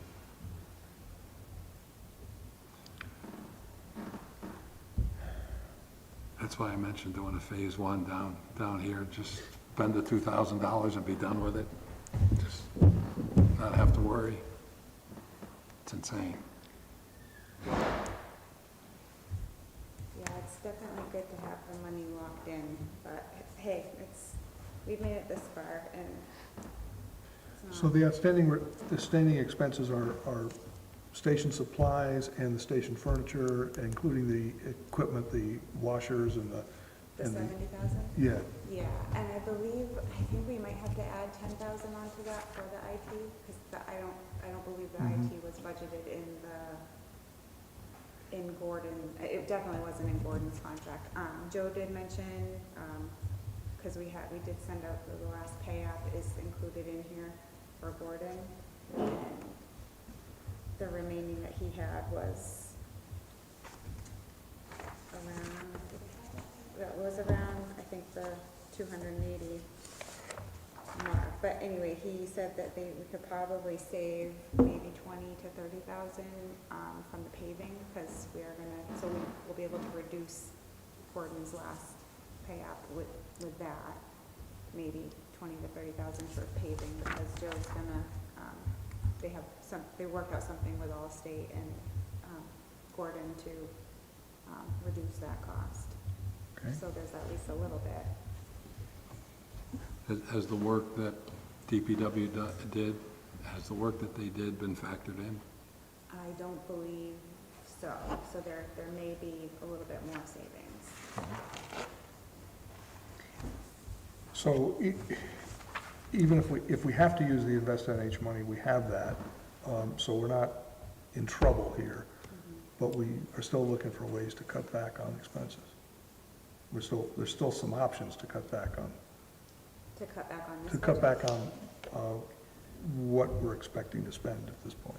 On here, no. I Right. think it's all later. That 289,000 that's remaining is a possibility that's going to go some way toward, I mean, That's what we have left for funding, yep, but we actually need another 280. So we're short 200,000.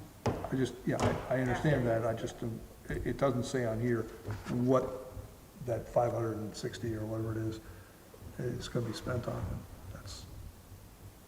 Yeah, that's all included in the pay app, which I could send you guys if you want. Just curious, Yeah, what we've sort of committed to and what we are expecting to spend. yeah.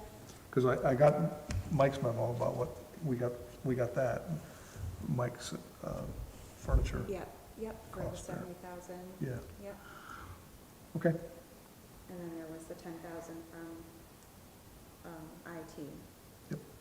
thanks, Lori. Consideration of group net Just maintenance. before we get to that, just clarification. So we have roughly 290,000 remaining in funds? Yep, of allocated funds that the voters approved. We have the $2 million bond, and we've spent all that. And we have 150 in taxation. There's 41,000 remaining from that allocation. 98,000 remaining in the fire capital reserve fund, and 150 remains from the fund balance, which was all part of the warrant article. Right, so that's where I'm confused.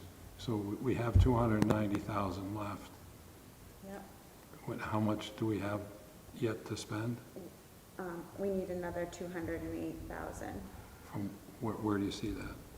We don't, that's what I'm asking her to, what are we expecting to spend? Well, What are our I needs? took She the doesn't have pay our needs app. down here. I took the pay app, what we've dispersed to Gordon, and which is the, So we're 280 short. So we have 280 left to pay Gordon. well, we've, Hold on, let me pull up the pay app, see if I can. It's the payment to Gordon, that's all. We've already paid. we've already paid that. So we've spent 2.5, 2,510,000. we have 280,000, 89,000 remaining in funds. Not including the congressional funding. Right. Yeah, the congressional is not included in here. But she says there's another, besides, that this money's already been allocated and that we have an additional 200 and something thousand that's allocated also. And that's why I asked her, what's it allocated to? Where is it?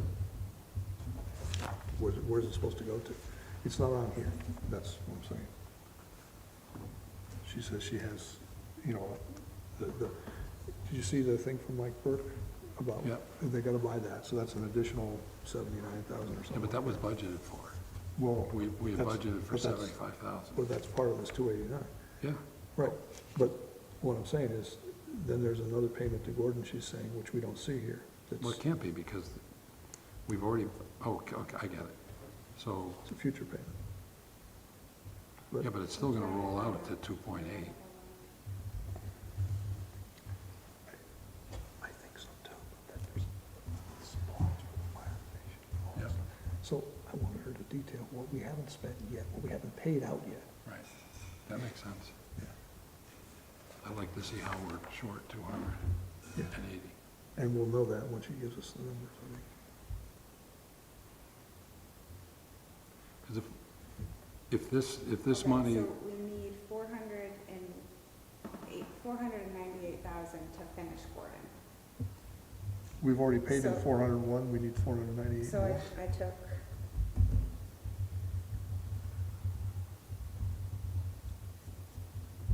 So we have 289, 439 left in funds, and we have to pay Gordon 498, 425. So we're 208,000 short for Gordon. what we'd like to And see. you're saying that the 70,000 that is included in here? Well, you have down to Gordon, we paid Gordon 401,000 already, so this is an additional 400,000? Yeah, yeah. We had a That's what- budget, That's what the remaining balance that we need to pay Gordon is 498,000. we had a budget of 2.8. With what we've spent and what we have remaining is 2.8. So where did we go 200,000 over budget? Maybe we were hoping that would come in, but, I'm guessing it's the rural development funds? so what you're saying is we really had a budget of 3 million, but we didn't No, we didn't. have 3 million. If you had that 200,000, Yeah, but we didn't. Our budget was 2.8. We didn't have a $3 million budget for this project. Our budget was 2.8, and that was our budget. And then we've spent, and with what we've spent and what we have remaining is 2.8. So where's the other 200,000? Yeah, I'm not seeing that. I don't know.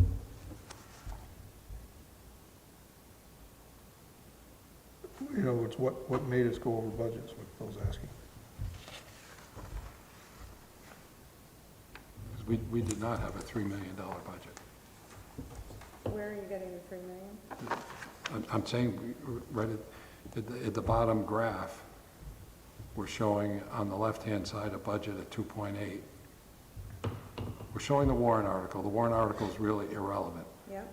So we're showing a budget of 2.8. Yep. And then we've spent 2.51, Mm-hmm. and we have 2.9 left. No, we have 289,000 left in available funding, And we've already spent 2.5. So together, they come out to 2.8. and we still have And then we another have- at least 498 to spend. No, for what? How would that, For that would, Gordon's pay. that would bring us to a $3.3 million budget. We did not have, our budget was 2.8. And the FF&E for the fire department was factored into that, along with the architectural and the other engineering costs. Yep. So we're not sure where the overage came from.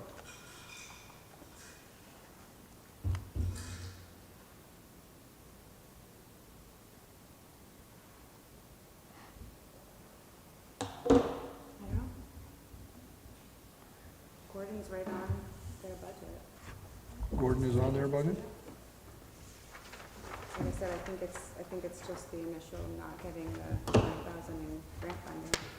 But that's not showing in this line. It's showing in the line above it as not being there, but it's not showing in the bottom line.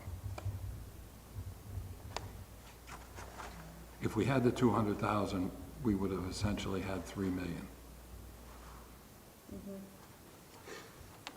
But our budget was 2.8, so we had budgeted, we had anticipated an overage, but our budget was 2.8. And just reading across, we've got 2.8. Yeah, I don't know, maybe the payout is not, maybe something's not matching from this expenditure report with the payout. Can we, what was Gordon's budget?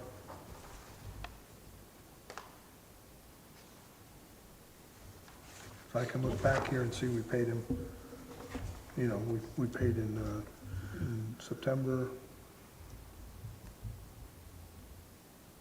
and then again in Original October. contract totals, 2.632349. We were gonna pay him 2.6, and our budget was 2.8, so we only had 1.4, We'd have to go look at it. everything else, I mean.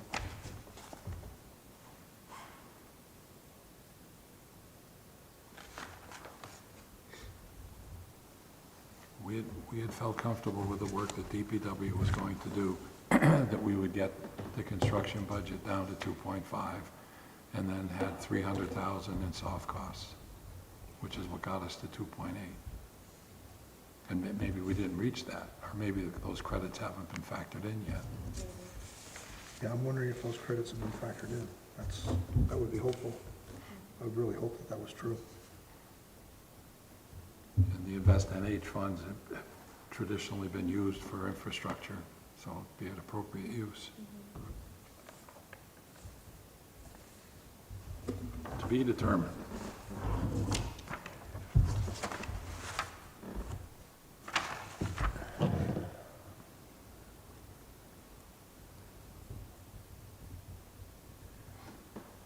So one other question is that, in terms of the bond, we paid Gordon through the bond, and then the last payment to Gordon on the 31st of March was out of the capital reserve. Is that was the way I read it? Is that correct? Okay.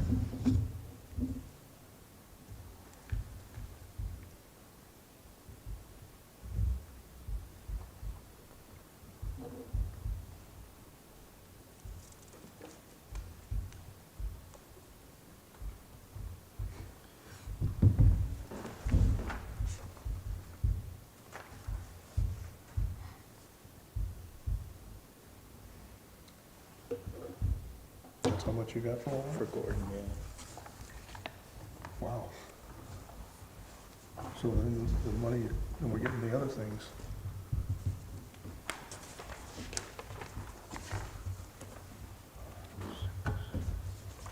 You have eight things you added up there? That was only, that only got me to 6 of them. Yep. Okay, so then there's Swanzey this was one listed here. so many times, and often for such trivial amounts. It was the, like Joe put the 100,000 And then there's the 400,000 on the next page. with the propane. Uh-huh. So it just was running some challenges. I don't know what the amounts are, but that's what Swanzey would be. Yep, That was an 597. expense we didn't anticipate. Yeah, so like one of these expenses is 29 cents. Doesn't seem like an entry. 2 million more. Oh, there's truth there. 2 million that's 300,000. Good point. So we have to hope that Joe's work gets credited. You know, there's no crediting for Joe's work in here, but then why would there be if he's doing it?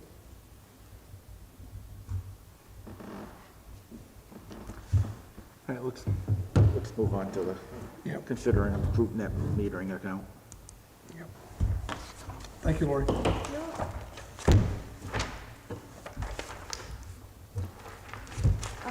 Yeah, so the group net metering is the board, I think I emailed you all the contract. Do you have any questions that I can bring to them? Or do you want to set up a time to meet with the city, or are you interested? Interested in joining on with the group net metering, or? I am. I think personally, it would be helpful to understand the cons. What are we giving up by doing it, as well as what the benefits are. I noticed that this refers to Rose Lane, but I don't believe that the project itself, I thought the project that we were joining with was going to be on the airport and not Rose Lane, but this mentions Rose Lane. Yeah, I know that was just a. Is it just a Yeah, placeholder? it's just like a template of what she sent over. Is it just a placeholder? That's what I'm assuming. I think it actually came from revision. What you told us before was that we wouldn't be able to do any group net metering on We projects of wouldn't, our own. But there is an opt-out clause in the agreement, so. So we could always opt out of this one and start our own. I believe it's 18 months' notice. The county so the city met with the county, and that was one of their questions, if they could change the length of the opt-out time to something a little bit shorter. What I didn't understand was that the benefit to us would be 20% of what the net metering amount is. In other words, we wouldn't get the full value of the electricity? No, it would be, I think the agreement said 10%. My computer's Yeah, 10%. not working right now. Well, we'd get 10%, would Keene get the other 90%, or other communities get divided, or was it? Yeah, It sounded as though the entire consortium of people were only gonna get 10% on the dollar, and I didn't like that. Well, it's better, 10%'s better than nothing. Yes, it is, but if I were a homeowner, I would be getting 100%. So 1 for 1 in the state. I'm just curious why it's, Yeah, I guess the pros would be it's a revenue stream. It's not much. It doesn't cost us anything to do it. I'm fine with it if it's our share, given the fact that other people are involved in it also. But it didn't read that way, and I wondered if I read it correctly, is what I'm saying, Lori. And there is reference multiple times to payment, but no explanation of the word payment. I think it would be, if the board is considering moving forward with it, I think it would be good to have the city come and have a conversation with us about it. Yeah, like that. Yeah. Okay, perfect. We're not averse to making money. Right? No. And if we can get out of it with some time, then that's fine. Oh, I thought maybe Bob from the Energy Committee might join us, because he could probably speak to things a little bit better than I can. I'm just having trouble reading this document and understanding all of it, but in terms of the payment, the money involved, that's all. What does it mean for a meter to depart the group? What is it, what? A meter to depart the group, what does that mean? I think if we were on with them and we were to depart from the group, is that what? I don't know. Sounds like a meter. In other words, we might take a particular electricity meter and pull it out of the group. Yeah, those would be questions we can ask. Yeah. I'll schedule a time for them to come meet with us.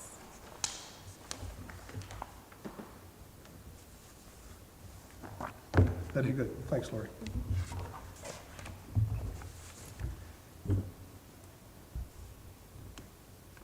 I move to approve the slate of elderly tax exemptions. Second? Discussion? All those in favor? Aye. In the old business? No, I don't think so. Bill, can I have the letter?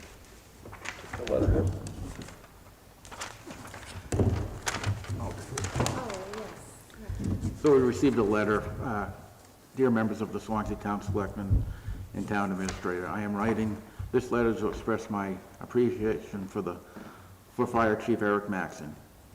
He has responded to my mom's residence next door.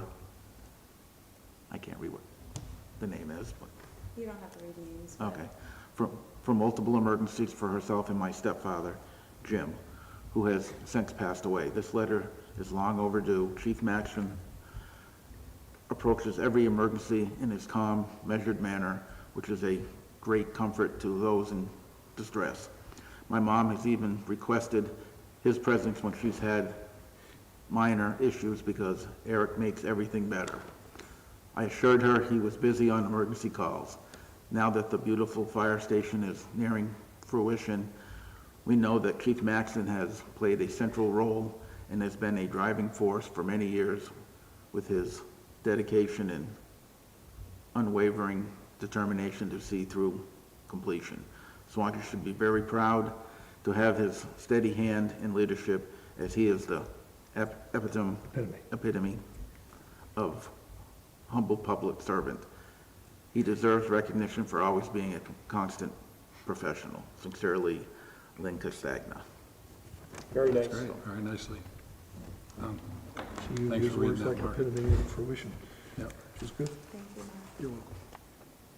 Nobody has anything? I take a motion to adjourn.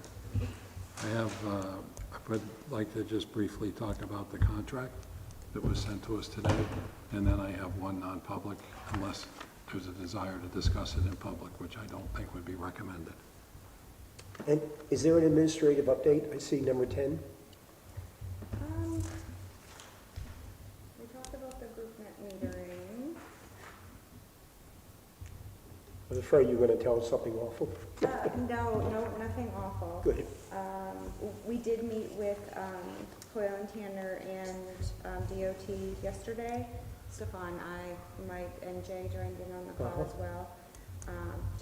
I don't want to get too much into it, but we did meet with them, and we have a little bit of work to do.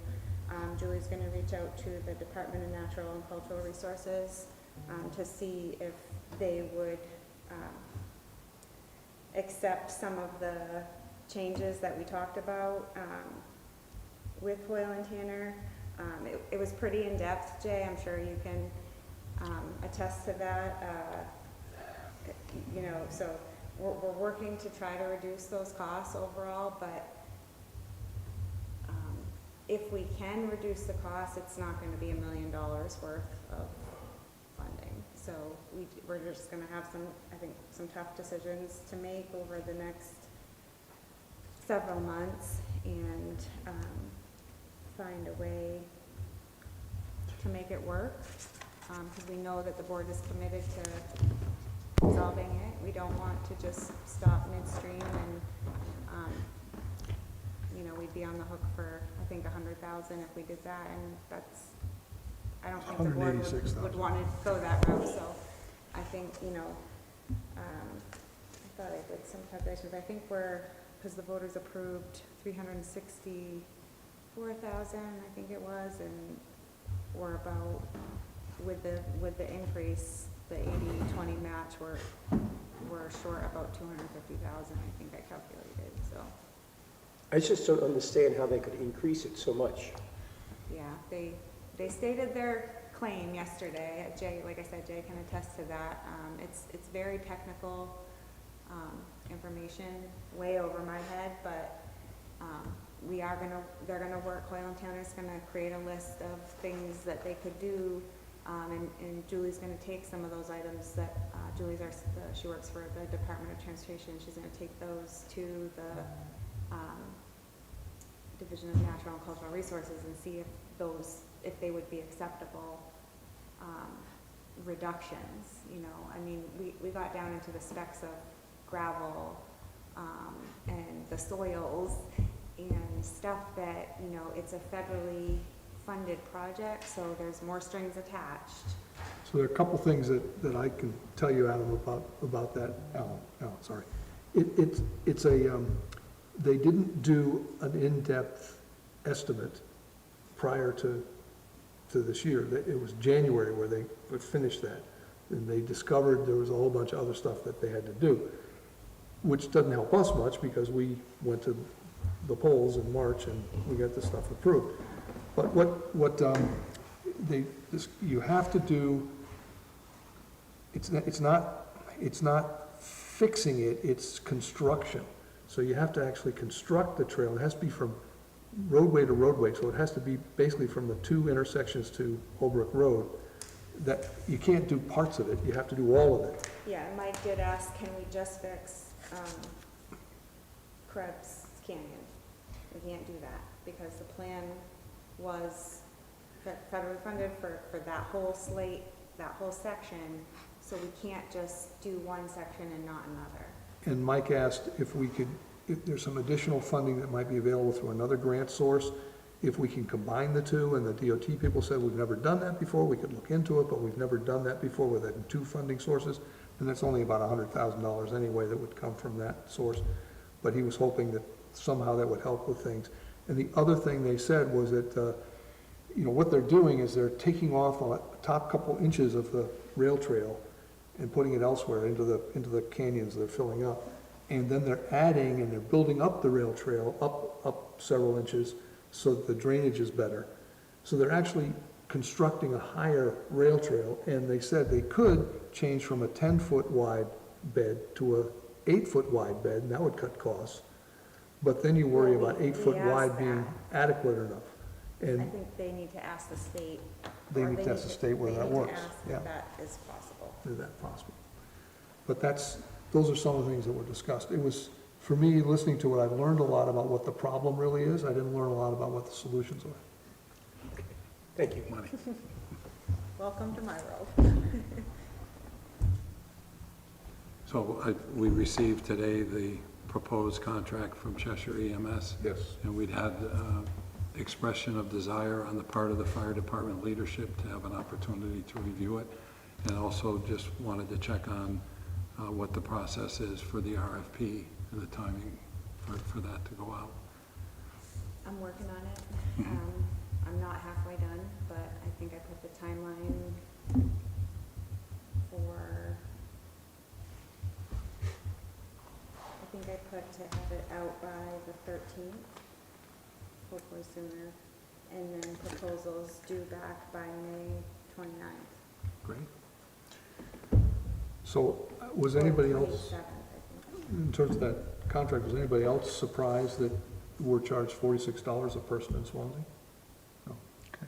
No, I knew that, they had sent that out earlier, so. Yeah.